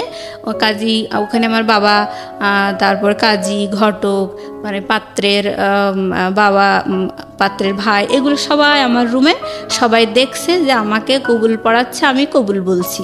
তখন মোবাইল ছিল না কানে? আমি ছেলেটাও শুনে নাই? না না না, ছেলেটাও শুনে নাই। আমি এভাবে কবুল বলছি, আমাকে 3 বার কবুল বলতে বললো, আমি 3 বার কবুল বললাম। বলার পরে ওনারা আমার রুম থেকে বেরিয়ে গেল। তা দেনমোহর করছিল 1 লক্ষ টাকা। তো এভাবে আমি আর কবুল বলানোর পর আমি ওদের সামনে কবুল বলছি, আমি ফোনে কবুল বলি নাই, আমার কবুল বলার সাক্ষীও না ওনারা। তো যাই হোক, আমি কবুল বলার পরে ওনারা আমার রুম থেকে বেরিয়ে গেলেন। বেরিয়ে যাওয়ার পরে ড্রয়িং রুমে ওনারা সবাই বসে আছেন, পাত্রপক্ষের সবাই, আমার ছোট বুনাই, আমাদের বাড়ির সবাই। আমি ছিলাম না, আমি দরজার কাছে, ড্রয়িং রুমে দরজার কাছে আমি দাঁড়িয়েছিলাম। এখন পাত্র হচ্ছে মানে কাজী হচ্ছে কানে মোবাইলটা নিয়েছে, নিয়ে ওই নাম ঠিকানা সব বলছে, বলে পাত্রকে বলছে বলেন কবুল, বলেন কবুল, এরকম। তো উনি ওই পাশ থেকে কবুল বলছে, আসলে ওই পাত্র বলছে না কে বলছে সে আল্লাহ জানে। না না না, লাউড স্পিকারও দেয়নি। তো কবুল ওইভাবেই আসলে বিয়েটা হলো, মোবাইলে সে কবুল বলল, কিন্তু ওই কাবিননামায় পাত্রের কোনো সিগনেচার নেই, মানে পাত্র উপস্থিতি নেই আর কি। সে বিদেশ থেকে মোবাইলে কবুল বলল, আর আমি দেশে থেকে। তাও আপনারা কেউ শুনেননি সেই কবুল? না, আমরা কেউ শুনিনি সেই কবুল। তো যাই হোক, এবার ওই দোয়া দরুদ পড়লো আর কি, কলেমা এগুলো পড়ে নিয়ে একটু মোনাজাত করলো। সেই সময় ওই আর কি লাউড দিল আর কি, লাউড দিয়ে ওইখান থেকে পাত্রের তার ওই 2-4টা বন্ধু টন্ধু নিয়ে ওই একা একা সেখানেও সে কি পড়ছে দোয়া দরুদ, আর এরাও পড়ছে, মানে এটা লাউডে হয়েছে আর কি। তো কবুলটা লাউডে হলো না কেন? কবুলটা লাউডে হলো না মানে ওরা ওই সময় আসলে বোঝেনি যে এটা লাউডে করতে। আর আমার বাবা মায়ের বিশ্বাস হচ্ছে যে হ্যাঁ আমরা মোবাইলেই বিয়ে দিচ্ছি, ব্যাস। তারা জাস্টিফাই করছে না যে আসলে ছেলেটা কবুল বলছে নাকি আদৌ বলছে না, এগুলো কেউ জাস্টিফাই করছে না। আর তারা মাথায়ও আসেনি যে আদৌ কবুল বলছে, বা ওই কবুল শব্দটা তাদের শোনার আগ্রহ এরকম ছিল না। তাদের কথা হচ্ছে এই মোবাইলেই তো বিয়ে দিচ্ছি এই। আর তাদের সবচেয়ে বেশি আত্মবিশ্বাস ছেলের বাবা হাজি, সুতরাং তারা কখনোই ফাঁকি দেবে না, এই ধরনের একটা মানে ট্রাস্ট তাদের মধ্যে। তো যাই হোক, বিয়ে হয়ে গেল। হওয়ার পরে আবার আমার শ্বশুর হয়ে গেল হাজি সাহেব। আমরা সবাই মানে একসাথে ডাইনিংয়ে বসে খাওয়া দাওয়া করলাম। করার পরে মানে আমরা না, সরি, ওই মানে পাত্রপক্ষকে আমার ওই ননদ শ্বশুর শাশুড়ি সবাই ডাইনিংয়ে বসে আছে, আমি সবাইকে খেতে দিচ্ছি। খাওয়া দাওয়ার পরে ওনারা, আমার শাশুড়ি একটা কথা বলে গেলেন যে মা, এই মোবাইলে বিয়ে হয়েছে এই কথাটা কখনো কাউকে বলবা না। ইভেন আমার মা আমার পরিবারের সবাইকে বলে গেল যে এই কথাটা কখনো কাউকে বলবেন না যে মোবাইলে বিয়ে হয়েছে, কারণ এটা শরীয়তসম্মত না। আমাদের তো আবারও পরে বিয়ে পড়াতে হবে, যখন ছেলে 6-7 মাস পরে আবার দেশে আসবে তখন তো আবারও বিয়ে পড়াতে হবে, নাহলে তো একসাথে থাকতে পারবে না। আমরা শুধু জাস্ট বেঁধে রাখার জন্যে এরকম করে কবুল পড়ালাম। এরকম কবুল পড়ায় ওই এঙ্গেজমেন্টের আংটিটা আমার হাতে পড়াই দিছে। ওনারা খেয়ে দিয়ে চলে গেলেন, আর এভাবে আমাকে বলে গেলেন। বলার পরে পরের দিন সকালবেলা আমার মা হাঁপ ছেড়ে পাড়া প্রতিবেশীদের সাথে বলছে মেয়ে বিয়ে দিয়ে দিয়েছি। মানে আমি বললাম না, আমার মায়ের আগাম গল্প করার একটা অভ্যাস আছে, তো ওরকম মানে গল্প করতেছে। তখন পাড়া প্রতিবেশীরা বিশ্বাসই করছে না, বলছে কখন বিয়ে দিলেন, কই কোনো লোকজন আসলো না, কিছুই দেখলাম না, কখন বিয়ে দিলেন? ওরা বিশ্বাসই করতে চাচ্ছিল না। পরে আমার মা বলছে না, গতকাল 1 মাইক্রো লোকজন আসছিল। বলছে হ্যাঁ, একটা মাইক্রো দেখছিলাম। তা আমরা ভাবছিলাম হয়তো আপনার ছোট মেয়ের শ্বশুরবাড়ি থেকে লোক আসছে, এরকম ভাবছিলাম। বলছে না, আমার ওই মেজো মেয়ের মোবাইলে বিয়ে। তো পাড়া প্রতিবেশীরা বলতে লাগলো যে মোবাইলে বিয়ে দিলেন, এটা মোবাইলে আবার বিয়ে হয় নাকি? তখন আমার মা বললো যে না, আসলে ওদের খুব আগ্রহ ছিল, এঙ্গেজমেন্ট করাতে চাইছিলাম, ওদের এত আগ্রহ দেখে মোবাইলেই দিলাম। তো ওরা বললো তো ভালোই তো, পরপর 2টা মেয়ে বিয়ে হয়ে গেল, ভালোই তো হয়েছে। আর আমার মা তো বিশাল ঘটক যেমন গল্প করছে ঠিক সেইভাবেই সেই গল্পগুলোই বলতে লাগলো পাড়া প্রতিবেশীদের সাথে। তো বিয়ের মানে 2 দিন পরে আমার শ্বশুর বলল যে বাড়িতে তো আমরা শুধু বুড়াবুড়িই থাকি, তো বৌমাকে একটু বেড়াতে নিয়ে যাবো, 1 দিন রেখেই মানে আবার দিয়ে যাব, তো মানে একটু দেন। তাই বলে আমাকে বিয়ের 2 দিন পরে আমার শ্বশুর এসে আমাকে একটু নিয়ে গেল বেড়ানোর জন্যে। তো গেলাম শ্বশুর বাড়িতে। যাওয়ার পরে আমার বিকেলবেলা আমার শ্বশুর মানে ঘটক তো অনেক অনেক গল্প দিয়েছিল, তো সেইগুলোর বাস্তবতা আমার শ্বশুর দেখাচ্ছে। তো ঘটক যখন বিয়ের সময় বড় বড় গল্প দিত, শ্বশুরের কানে সেই কথাগুলো যায়নি। হ্যাঁ, তো ঘটক আমার শ্বশুর আমাকে মানে মানে আলমারি ড্রয়ার থেকে বের করে মানে ভাউচার আর কি, টাকা ওনার ছেলে আর কি কত টাকা এ যাবৎ পাঠাইছে দেশে ওনার কাছে আর কি, সেইগুলো আমার দেখাচ্ছে। তো বলছে দেখো বৌমা, আমার ছেলে এ পর্যন্ত আমার কাছে 6 লাখ টাকা পাঠিয়েছে, অথচ ঘটক বলেছিল যে 60 লাখ টাকা তার ক্যাশই আছে। ওকে, এইসব। তারপরে আমার শ্বশুর বলল যে আমার বাবার জমি আমি ভাগে পেয়েছি 15 বিঘা, অথচ ঘটক বলছিল যে 250 বিঘা জমি, 30 বিঘা বিল, এসব বলছিল। আমার মা বাবা কখনোই জাস্টিফাই করেনি জিনিসগুলো। আর হচ্ছে তখন আমি সঠিকটা জানতে পারলাম। জানার পরে আমি দেখলাম আসলে এখন আর প্রতিবাদ করেই বা কী লাভ, তো হয়েই তো গেছে বিয়ে। টুটুলের কি অবস্থা তখন? টুটুল কি করছে? হ্যাঁ, এইটার পরে আমি যখন শ্বশুরবাড়ি থেকে ঘুরে আসলাম, আমার শ্বশুর আমার একটা 3 পিস কিনে দিল, একটা নাকফুল কিনে দিল, আর ওই যে মানে ইমিটেশনের চুড়ি আছে ওইটা মানে 2 ডজন ওই 80-90 টাকা দিয়ে মানে কিনে দিল। দেওয়ার পরে আমি শুনছিলাম যে 10 লক্ষ টাকার গহনা এনেছে। আমি ভাবছিলাম যে অন্তত আমাকে না দিক, কিন্তু দেখাতে তো পারতো যে আমার জন্যই তো এনেছে। আমি এগুলো মনে মনে বলছিলাম যে আমাদের দেখাতে তো পারতো যে বৌমা তোমার জন্য এই এনেছে, তোমাকে উঠানোর সময় এগুলো দেওয়া হবে, এগুলো তো মানে বলতে তো পারতো। আমি তো ঘটকের সব কথাই বিশ্বাস করছিলাম, বাবা মাও তো এরকম করে দিল। তো যাই হোক, আমাকে ওরকম অর্নামেন্টস দিলে, একটা নাকফুল দিছে 300 টাকা দিয়ে, আর ওই ইমিটেশনের চুড়ি আর একটা 3 পিস, এটা দিয়ে আমার শ্বশুর পরের দিন আবার আমাকে রেখে গেল। তো আমি বাসায় এসে বলছি দেখো এই তাদের প্রপার্টির অবস্থা। তখন আমার মা ঘটকের মানে মনে মনে মানে আমার সাথে বলতেছে, খুবই অভিশপ্ত শয়তান হচ্ছে আমার ছোট মেয়েটার জীবনটা এভাবে নষ্ট করলো, আমার মেজো মেয়ের জীবনটা এভাবে নষ্ট করলো। তো আমি বলছি কেন, ঘটকে দোষ দিচ্ছেন কেন? আপনারা কি যাচাই করতে পারতেন না? আর ঘটককে বিয়ে দিয়েছেন নাকি? বিয়ে তো আপনারা দিয়েছেন। যাই হোক, এভাবে বলার পরে মানে খুব রাগ আমার বাবা মায়ের উপর। এবার আমার ফোনগুলো আমাকে দিয়ে দিয়েছে, আমার ফোন, আমার বোনের ফোন, যারটা তার আমার বাবা আমাদেরকে দিয়ে দিয়েছে। দেওয়ার পরে আবার আমি তখন টুটুলকে ফোন করছি। আমি ফোন করে বলছি দেখো এরকম তো বিয়ে হয়ে গেছে, তা তুমি তো অনেক পরিবেশ ঘোলা করেছো, আমি তো চাইছিলাম এঙ্গেজমেন্ট করাতে, আর তুমি যেভাবে পরিবেশ ঘোলা করেছো তাতেই ওরা আসলে মোবাইলে, ওদের এমনি বিয়ে দেওয়ার ইচ্ছা ছিল, আমার বাবা মাও বলছিল, কিন্তু আমি এরকম যদি পরিবেশ ঘোলা না হতো তাহলে হয়তো মোবাইলে বিয়েটা বন্ধ করা যেত, কিন্তু তুমি যেভাবে করছো মোবাইলে আমার বিয়ে হয়ে গেছে। তাহলে অবশেষে কী হলো, শেষ পর্যন্ত তো তোমারও পাইলাম না আর আমার মোবাইলে বিয়ে হয়ে গেল। তখন ও বলল যে দেখো তোমার সাথে আমার রিলেশন এত বেশি লং হবে এমন প্ল্যান তো আমার ছিলই না। আমি তো আমার ফ্রেন্ডদের সাথে, আমার কলিগদের সাথে বাজি ধরে তোমার সাথে রিলেশন করছিলাম। তোমার সাথে যখন আমার রিলেশন ছিল ওই সময় আমার মিনার সাথে রিলেশন ছিল, মিনা আমার ছাত্রী। আমি আসলে ওকে ভালোবাসি, কিন্তু তোমার সাথে বাজি ধরে আমি রিলেশন করছিলাম, তুমি আমার চিন্তা বাদ দাও। ওকে ওকে, মানে ওই সময় ওটা শোনার পর আমি বলছি তাহলে এই কথাগুলো আমার বিয়ের সময় তুমি বলতে, যখন তুমি পরিবেশ ঘোলা করছিলে সেই সময় বলতে। তখন বলছে না, এভাবে কি বলা যায় নাকি, বাজি ধরে আসছি এরকম, বা তোমাকে চায় না, এগুলোকে ডিরেক্ট বলা যায় নাকি? যাই হোক, বলিনি। তো ওর ওই কথাটা শুনে মানে মানে এতটাই আমি হতভম্ব হয়ে গেছি যে এ আবার কোন বেইমান। এবার ওর সাথে আর কোনো যোগাযোগ নাই, কথা নাই। এখন আমার বাবা বলতেছে যে বিয়ের যখন আমার প্রায় 4-5 দিন এরকম যাচ্ছে, আমি আমার হাজব্যান্ডের সাথে ফোনে গল্প করি, আমার মন না চাইলেও গল্প করি, কি করব, এখন তো আর কিছু করার নাই। আমার খুব কষ্ট লাগতো বয়ফ্রেন্ডের এরকম আচরণ শুনে, এভাবে মারধর করে বিয়ে দিল। তাই আমি একা একাই খুব কান্নাকাটি করতাম করে ওই সময় আমার হাজব্যান্ডকে মানে ফোন দিয়ে আমি হাওমাও করে কাঁদতাম, কিন্তু আমি ওকে বলতে পারতাম না যে আমি কেন কাঁদছি।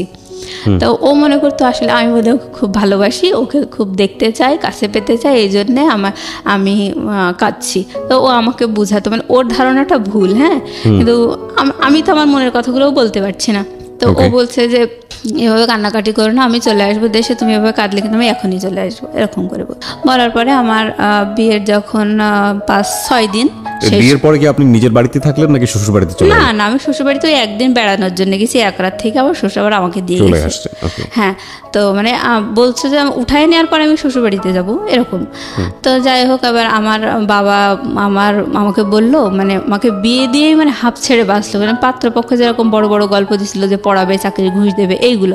তখন আমার বাবা বলতে লাগলো যে এখন তো তোমাকে বিএসসি ভর্তি করায় দেবো, তোমার বিয়েই তো দিছি এই কারণে যে ওরা তোমাকে পড়াবে, এখন জামাইয়ের কাছে খরচ চাও, তোমার খরচ কে দেবে?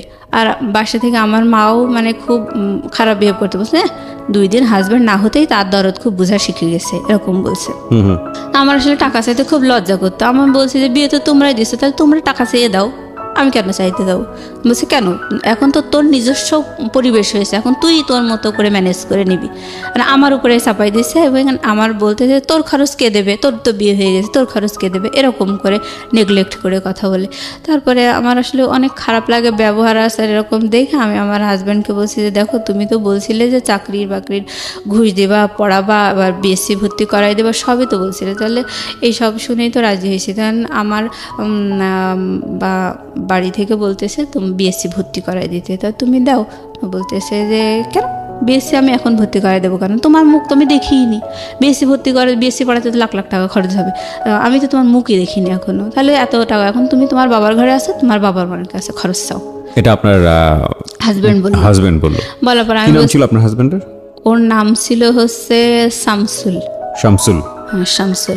তা আমি যখন বললাম দেখো তোমার জামাই এই কথা বলছে, আমার আব্বাকে বলছি যে ও বলছে যে কোনো খরচ আমি দিতে পারবো না, তোমার বাবাকে দিতে বলো, তোমার বাবার বাড়িতে আসো, তোমার বাবাকে দিতে বলো। তখন আমার বাবার সাথে সাথে আমার ফোনটা কেড়ে নিয়ে বলছে, ও তুমি তাহলে এই কথাই বলছো? যে আমার হাজব্যান্ডকে বলছে যে এই তোমার মনের কথা? বলছে হ্যাঁ, এটাই মনের কথা, কারণ আমি তো এখনও তার মুখই দেখিনি। আর সবচেয়ে বড় কথা হচ্ছে যে বিয়েতে তো মানুষ কত গল্পই দেয়, আমার মনের কথা হচ্ছে আমার ওয়াইফকে আমি মোটেই পড়াশোনা করাবো না, আর বাচ্চা কাচ্চা হবে, সংসার করবে, চাকরি বাকরি করাবো না। আর যদি তার খুবই শখ হয় তাহলে আমি ওই প্রাইমারি টিচার হিসেবে আমি ওরে চাকরি করাইতে পারি। এটা শুনে আমার আব্বার খুব মন খারাপ হয়ে গেল। আমার আব্বা বলছে তোমাদের গল্প শুনেই তো দিয়েছিলাম, তাহলে তোমরা যখন এই কথা বলছো তাহলে আমার মেয়ের মুখ আর তোমাকে দেখতে হবে না। দেখার এবার বলে আমার বাবা কাজীকে ডাক দিল। তখন বিয়ের প্রায় 8 দিন।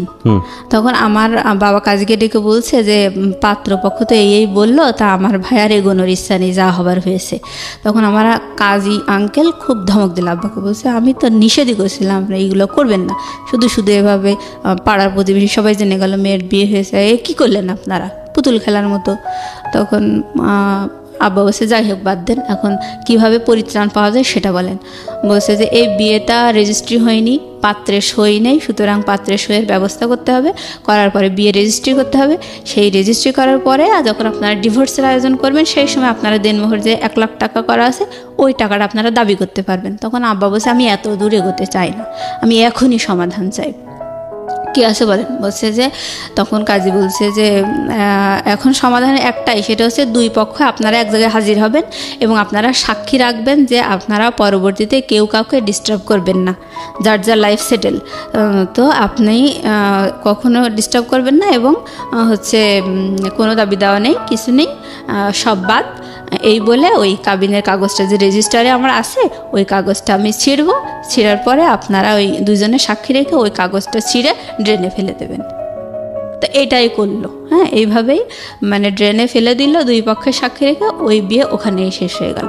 বাস এই কয়দিনের মাথায় শেষ বিয়ে? হ্যাঁ, এই কয়েকদিনের মাথায় খরচ পাঠাবেন এই কারণে বিয়ে শেষ হয়ে গেল। হ্যাঁ, মানে ওরা আসলে আমার বাবা মা ওরা মনে করছিল আমার বাবা মা হয়তো খুব লোভী, 2-4 দিন বিয়ে হতে না হতে এইভাবে চাকরি খরচ দাও, বিয়ের খরচ মানে বিএসসি পড়াও, ওরা মনে করছিল এরা তো আমাদের উপর অনেক প্রেশার ক্রিয়েট করছে, এই কারণে ওরা সরে গেল। আর ওদের মনের কথা তো ওরা বলেছিল যে পড়াবে না, বিয়ের পরে ওদের মনের কথা ওরা বলেছে। বিয়ের আগে বলছিল যে আমি তো থাইল্যান্ডে নিয়ে এসেও মেয়েকে পড়াতে পারি, এরকম বলছিল।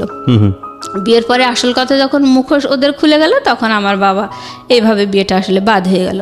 হওয়ার পরে আমি মানে তখন আমার বয়ফ্রেন্ড এটা বলল, আমার বিয়ে বাদ হয়ে গেল, সব মিলায় মানে আমি যে কোন জগতে হারিয়ে গেছি মানে আমি বুঝাতে পারবো না, মানে এটা সহ্য করার মতো না। তারপরে আমি ভাবছিলাম যে আমি আসলে সুইসাইড করব, এরকম মানে বোকার মতো একা একা রাস্তায় হাঁটতাম, খুব খারাপ লাগতো, মনে হতো আমি সুইসাইড করি। মানে আমার তো কোনো দিক থেকে কোনো দোষ নেই, তারপরেও আমাকে এরকম একটা করলো সবাই মিলে, আমার আসলে এই জীবনে কোনো মূল্য নেই এরকম ভাবতাম। তারপরে মনে হতো না, এটা আসলে আল্লাহর বিচার হতেই পারে না, যেভাবে আমাকে মেরে ধরে রাজি করাইছে, পাত্র দেখতে দেয়নি, আমাকে উপহাস করেছে, মানে আল্লাহ বোধহয় অসন্তুষ্ট হয়ে বিয়েটা ভেঙে গেছে, ভালোই হয়েছে, মানে আমি তো আসলে এটা চাইনি হোক, তো বিয়ে ভেঙে গেছে ভালোই হয়েছে এরকম ভাবতাম। কিন্তু গায়ে তো কালি লেগে গেল, আরও 10 জন তো জানলো, এই হতাশা নিয়ে আসলে খুব কষ্ট লাগতো ওই সময়। পরে আমার বাবা বলতো যে মা মনোযোগ দিয়ে পড়াশোনা করো, চাকরি বাকরির জন্য চেষ্টা করো, যা হবার হয়েছে ভুলে যাও, মানে তাদের কথা হচ্ছে ওসব কোনো ব্যাপার না, ভুলে যাও, খুব সহজেই বলতো আর কি। তো আমি তখন খুব রাগ হতাম যে হ্যাঁ তোমরা তো সবাই মিলে মেরে ধরে এরকম করলে, তাহলে এখন অমনি বলছো ভুলে যাওয়া এত সহজ নাকি? সব কিছু আমার মনের উপর কতটা প্রেশার এসছে, আমি কত কষ্ট পেয়েছি, এগুলো তো তোমরা জানতে চাও না। তখন আমার মা আর আমার বোন বললো এগুলো তো সব তোর কপালে ছিল, কপাল মানিস না কিসের জন্যে, এগুলো সব তো তোর কপালে ছিল, এভাবে বলতে লাগলো। কপাল। তো আমি আসলে এইসব কথাগুলোর কোনো মানে আমি দিক বিদিক শূন্য হয়ে যেতাম। এরকম এক একটা মানে আশ্চর্য করা অন্যায় কথা শুনে আমার কাছে খুব খারাপ লাগতো, কিন্তু আমি আসলে প্রতিবাদ করতাম না। মানে আমি জানি যে সবাই আমার সাথে এরকমই দুর্ব্যবহার করে, যার কারণে আমি সবসময় চুপচাপ থাকতাম, কোনো প্রতিবাদ করতাম না। তো অনেক কষ্ট লাগতো। আমি মানে যখন আমার খুব খারাপ লাগতো আমি তাহাজ্জুদের নামাজ পড়তাম, মানে কান্নাকাটি করতাম। আমার ওই সময় মানে এত বেশি খারাপ লাগতো, আমি কোরআন শরীফ মানে এইভাবে আমি নিজের কষ্টগুলোকে মানে কম করার চেষ্টা করতাম। তো আমার মানে খুব প্রত্যেক বছর আমি চাকরির পরীক্ষায় টিকার পরে আমার খুব কষ্ট করে মানে আমার এই 16 সালে চাকরি হয় আর কি। আমি প্রতি বছর চাকরির পরীক্ষায় টিকি, যখনই আমার চাকরি হয় না তখনই আমার সরকারি চাকরি, হ্যাঁ সরকারি চাকরি, আমার মা আমাকে বলে যে তোরে আল্লাহ ঘৃণা করে, এই জন্য তো চাকরি হয় না, তোর মনে করো দূরভিসন দিছিল এই জন্যই তো চাকরি হয় না। এরকম এক এক সময় যখনই দেখা যায় যে ভাইবার রেজাল্টে আমার রোল নাম্বার আসেনি, তখনই আমার মা এক একটা উদ্ভট কথা বলতো। এরকম করে মানে আমাকেই সবসময় দোষারোপ, তো আমার খুব কষ্ট লাগতো। তো অবশেষে অনেক চেষ্টা করতে করতে আমার 2016 সালে চাকরি হয়েছে আর কি। মানে ওই সময় আমার বাবা আবার অ্যাক্সিডেন্ট করে পা ভেঙে যায়। তো আমার চাকরি হওয়া দেখে আর আমার বাবা অসুস্থ, ওই অবস্থা দেখে আমার সংসারের সমস্ত দায়িত্ব আমার ঘাড়ের উপর এসে পড়লো। ইভেন আমার বাবা বলতে লাগলো যে হ্যাঁ আমি অসুস্থ, তা আমার ট্রিটমেন্টের জন্য তুমি লোন নাও। তো এই অবস্থায় আমি সংসার ঠেলছি, লোন আছে, সে লোনের কিস্তি দিচ্ছি, এরকম করেই মানে আমার বর্তমান লাইফ চলছে। তো এখনও বিয়ের প্রস্তাব আসলে আমার মায়ের পাড়া প্রতিবেশীরা বলে দেয় যে ওই মেয়েতে একবার বিয়ে হয়েছিল, মানে ভাঙার চেষ্টা করে এক কথা। এখন আমার একটা সরকারি চাকরি হয়েছে, এখন তো আমার একটু ডিমান্ড হয়েছে এই। তো সেই হিসেবে যখন আসে পাড়া প্রতিবেশীরা শত্রুতা করে ওই বিয়েটার কথা বলে ভেঙে দেয়। হ্যাঁ, ওই মোবাইলে বিয়েটার কথা বলে ভেঙে দেয়। তো কিন্তু পাড়া প্রতিবেশীরা সবাই জানে যে আমি আমার হাজবেন্ডকে দেখিয়ে চোখে, এইটা কিন্তু বলে না। পরে তো পাত্রপক্ষ যখন বেশি আগ্রহ নিয়ে আমার মায়ের কাছে জিজ্ঞেস করে যে ঘটনাটা কি, কারণ অনেক ম্যারিড মেয়েদেরও তো বিয়ে হয়, তাই না? তো আমার মায়ের কাছে যখন যায় তখন আমার মা বলে যে না, পাড়া প্রতিবেশীরা যা বলছে সব মিথ্যা কথা, এরকম কিছুই হয়নি। তখন তো বিষয়টা আরো জটিল হয়ে যায়। এবং সবাই মনে করে যে না, বাবা মা তো সন্তানের দোষ ত্রুটি ঢেকে, তাহলে পাড়া প্রতিবেশীরাই ঠিক বলছে, নিশ্চয়ই মেয়ে কোনো কেলেঙ্কারি করছিল আর ওর বাবা মা গোপন করছে। তার মানে সবাই ভাবে যে ওই বিয়েটা আসলে আমি খারাপ, আমি পালিয়ে গিয়ে বিয়ে করছিলাম, কোনো একটা অ্যাক্সিডেন্ট, আমারই দোষ, এটাই পাত্রপক্ষ ভাবে আর মানে বিয়ে ভেঙে যায়। তার মানে চিন্তা করে দেখুন যে ও কিন্তু এখন ইডেনে পড়াশোনা করছে, ও কোনো পরিচয় এখানে গোপন করেনি এবং খুব সাহসীভাবে নিজের ভূমিকা এখানে এসে তুলে ধরেছে যে ইডেনে পড়াশোনা করছে। আপনি মাস্টার্সে পড়ছেন না? জি জি। কোন সাবজেক্টে পড়ছেন? পলিটিক্যাল সায়েন্সে মাস্টার্সে পড়ছে, ডিপ্লোমা করাও এবং একটা সরকারি চাকরি করে। আমি গ্রাজুয়েশন এখান থেকেই করছি, ইডেন থেকে গ্রাজুয়েশন করে। ইডেন থেকে গ্রাজুয়েশন করা, ইডেনে মাস্টার্স করছে এবং একটা সরকারি চাকরি করছে একটা মেয়ে, এবং দেখতে শুনতেও যথেষ্ট সুন্দর, মাশাআল্লাহ। আমি ছবি দিয়ে দিয়েছি, আমার ফেসবুক পেজে আছে এবং ইউটিউবে আপনারা আসলে দেখতে পাবেন। এই মেয়েটার শুধুমাত্র পারিবারিক অবহেলা এবং ভুল সিদ্ধান্তের কারণে সামাজিকভাবে সে কতটা বাধাগ্রস্ত হয়ে একটা অনিশ্চিত ভবিষ্যতের দিকে চলে যাচ্ছে। তো আপনি আজকে কেন আসলেন জীবন গল্পে এই গল্পটা বলার জন্য, এবং এত নিজেকে একেবারে প্রকাশ করে কোনো পরিচয় গোপন করেননি, ছবি দিয়ে কেন আপনি সাহসী ভূমিকা নিতে গেলেন? আমি আসলে সাহসী ভূমিকা নিয়েছি কারণ আমি আমার দিক থেকে অলওয়েজ রিয়েল। ওকে, আমি কখনো মানে ঢাক গুড় এই ধরনের মানে আমার মা যেভাবে ঢেকছে দোষগুলো, আমি এগুলো পছন্দ করি না। আর কথা হচ্ছে আমি কখনো মানে কোনো কিছু জটিল বা রহস্য রেখে, কোনো কিছু গোপন রেখে, ভুল ত্রুটি গোপন রেখে আমার কোনো স্বার্থ উদ্ধার হোক, এটা আমি কখনো চাই না, আমি পছন্দ করি না এগুলো। তো আমার মা যেভাবে গোপন করছে এটা আসলে তারই দোষ, মানে এগুলো তো তারাই দিয়েছে, দোষ তো তাদের। এখন তারা এগুলো মানে স্বীকার করছে না, স্বীকার করলে দেখা যাচ্ছে হয়তো পাত্রপক্ষ তাদের সাথে বার্গেনিং করবে যে কেন এভাবে বিয়ে দিলেন। আচ্ছা আচ্ছা। আমার মা তো নিজেদের দোষ মোটেই ধরতে চায় না। আর কথা হলো যে কপালে ছিল, এই হলো বলতো সব সময়। তো যাই হোক, এখন এইভাবেই বাধাগ্রস্ত অবস্থায় আছে। তো আমার মা আপাতত একটা ঘটক ধরেছে, সেটা তারই একটা দুলা ভাই। হ্যাঁ, তো তাকে বলেছে যে আমাদের এলাকায় অনেক শত্রুর মধ্যে আমি বসবাস করি, আমার মেয়ের বিয়ে বারবার এভাবে ভেঙে যাচ্ছে, তো আমি চাই যে মেয়েকে অন্য জায়গায় এনে বিয়ে দিতে। এটা আমার মা আপাতত মানে এটা আমার ইনস্ট্যান্ট এই ধরনের আচরণ আমি পাচ্ছি আর কি, যেটা আপনার জন্য ভবিষ্যতে ভালো হবে না, ভালো হবে না। কারণ তারা কোনোভাবে আমার বিয়েটা স্বীকার করছে না, কিন্তু বিয়েটা তো আসলে কিছুই না, আমি আমার হাজবেন্ডকে চোখেও দেখি না, আমি চিনতেও পারবো না কার সাথে বিয়ে হয়েছে। তাহলে আপনি আজকে রেডিওতে, আমি যদি ভুল না করে থাকি, আজকের এই জীবন গল্পটা বললেন মূলত একটা উদ্দেশ্য নিয়ে, যে আপনি আপনার একটা ম্যারিড লাইফ চান এবং এমন একটা ছেলেকে চান যে ছেলেটা আপনাকে পুরোটা জেনে শুনে বুঝে তারপরে আপনার জীবনে আপনার জন্য হাত যাচাই করে নেবে, আমার সাথে কথা বলে। ইভেন আমার যে আপনি কি ধরনের ছেলে চান? আমি চাই মানে আমি একটা সরকারি কর্মকর্তা, আমি কিন্তু ঝাড়ুদার না, আমি একটা অফিসার। তো আমার হাজব্যান্ডও একটা অফিসার হবে, বা সে আমার সাথে এক ধাপ একটু বেশি, আমার 10ম গ্রেড, হ্যাঁ, আর সে 9ম গ্রেড হোক। আচ্ছা, যদি এরকম না হয় বা এরকম পেলেন কিন্তু মানুষ ভালো না, তো আমি সবসময় এখন মনে প্রাণে চাই যে হাজব্যান্ড যেহেতু একটা আপন জিনিস, তো ওই মানুষটার কাছে আমার জন্য কি আছে ওই মানুষটা আমি পেতে চাই, সে ভালো হোক বা খারাপ হোক। তখন ওই লাইফটাই গেলে দেখা যাবে আমার লাইফটা কমপ্লিট হয়ে যাবে, জন্ম বিয়ে সব মিলায় কমপ্লিট। যে আমি শুধু দেখতে আগ্রহী যে আমার সত্যিই কপালে এত কিছুর পরেও আমার ভাগ্যে আসলে ভালো কিছু আছে কিনা। আমরা দোয়া করি আপনার জন্য। এবং so thank you very much, wish you best of luck. আপনি এখানে আসছেন সেই জন্য। আমি একটা মিনিট কথা বলতে চাই, সেটা হচ্ছে যে আমি যে সবসময় একটা সরকারি অফিসারই চাই তা না, সে একটা বিজনেসম্যান হতে পারে। আমি এক কথায় আমার নিজের ভিতরে আমি নিজেকে আজকে তুলে ধরেছি যে আমি কি আর আমি কেমন মনের মেয়ে। সুতরাং আমি একটা ভালো মনের মানুষ চাই, তাকে যে বিরাট একটা অফিসার হতে হবে সেটা না। ফাইন, আমরা এক্সপেক্ট করি আমাকে ভালোবাসবে, আমার আপন হবে, এরকম একটা সৃষ্টিকর্তা আপনার জন্য ভালো কিছু রেখেছেন, এটা আমরা প্রত্যাশা করি, কারণ সে কখনো কারো অমঙ্গল করেন না। প্রিয় শ্রোতা, শেষ হচ্ছে আজকের এই জীবন গল্প।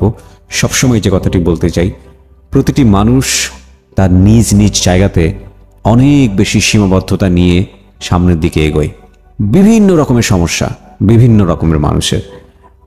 আমাদের জায়গাটা থেকে যদি আমরা পুরো দুনিয়াটাকে জাজ করি তাহলে সেটা ভুল হবে। যদি আপনি মনে করেন যে আপনার সমস্যাটা সেটাই সবচেয়ে বড় সমস্যা, সেটা যেমন ঠিক, প্রত্যেকেই তার নিজ নিজ সমস্যাকে অনেক বড় সমস্যা মনে করছে। আজকের এই জীবন গল্পে পুরো গল্পটা শোনার পরে অনেকেই হয়তোবা তার নিজ জায়গা থেকে মনে করতে পারেন যে মেয়েটা যিনি গল্পটা বললেন তিনি একটা বেহায়াপনা করেছেন, কারণ এই ধরনের বিষয়গুলো তো পরিবারের ভিতর থেকেই সমাধান হওয়া উচিত, বিয়েটা তো পরিবারেরই বিষয়। আমি শুধু তাদেরকে একটা কথাই বলতে চাই, কথাটা আপনি ঠিকই বলেছেন, কিন্তু জীবন গল্পও এটা এমন একটা প্ল্যাটফর্ম, এটাও প্রতিটি মানুষেরই একটা পরিবারের অংশ হয়ে গেছে, হতে পেরেছে। আমি বলবো এটা আমাদের অনেক বড় একটা পাওয়া, কারণ এখানে এসে যে সফলতার মুখ আমরা দেখেছি গত 7 থেকে 8 বছরের এন্টায়ার মাই ক্যারিয়ার, এই জিনিসটা হলফ করে প্রচার করিনি যে এই অনুষ্ঠানে আসার পরে ক্যান্সারের রোগী সে কী পরিমাণ অর্থ সাহায্য পেয়েছে, এই অনুষ্ঠানে আসার পরে একজন দুস্থ পড়াশোনা করতে পারছে না, সে সাহায্য পেয়ে আজকে সে কোথায় পড়াশোনা করছে, এই অনুষ্ঠানে আসার পরে একজন মেয়েকে বিয়ে দিতে পারছে না, মানুষ তাকে সাহায্য করে সে তার মেয়ে কোথায় আছে, এখন কিভাবে সংসার হচ্ছে, এগুলো আমি কখনো প্রচার করিনি। কেন করিনি জানেন? কারণ এটা নিজের ঢোল পেটানো হয়, সাফল্যের কথা বলা হয়, এবং এটা ভালো লাগে না করতে, কারণ এটা তো আসলে আপনাদেরই কন্ট্রিবিউশন, এখানে আমার কিছুই করার নেই, আমি শুধু একজন উপস্থাপক মাত্র, আমি শুধু এখানে আপনাকে উপস্থাপন করি মাত্র, সেই কাজটি আমি মনোযোগ দিয়ে করার চেষ্টা করি। সুতরাং ক্রেডিট আসলে সবকিছুই আপনাদের। আর আজকে আমাদের এই যিনি গেস্ট, তিনি যেই সমস্যাটি নিয়ে এসছেন সেটা তার আজীবনের অনেক বড় একটা সমস্যা।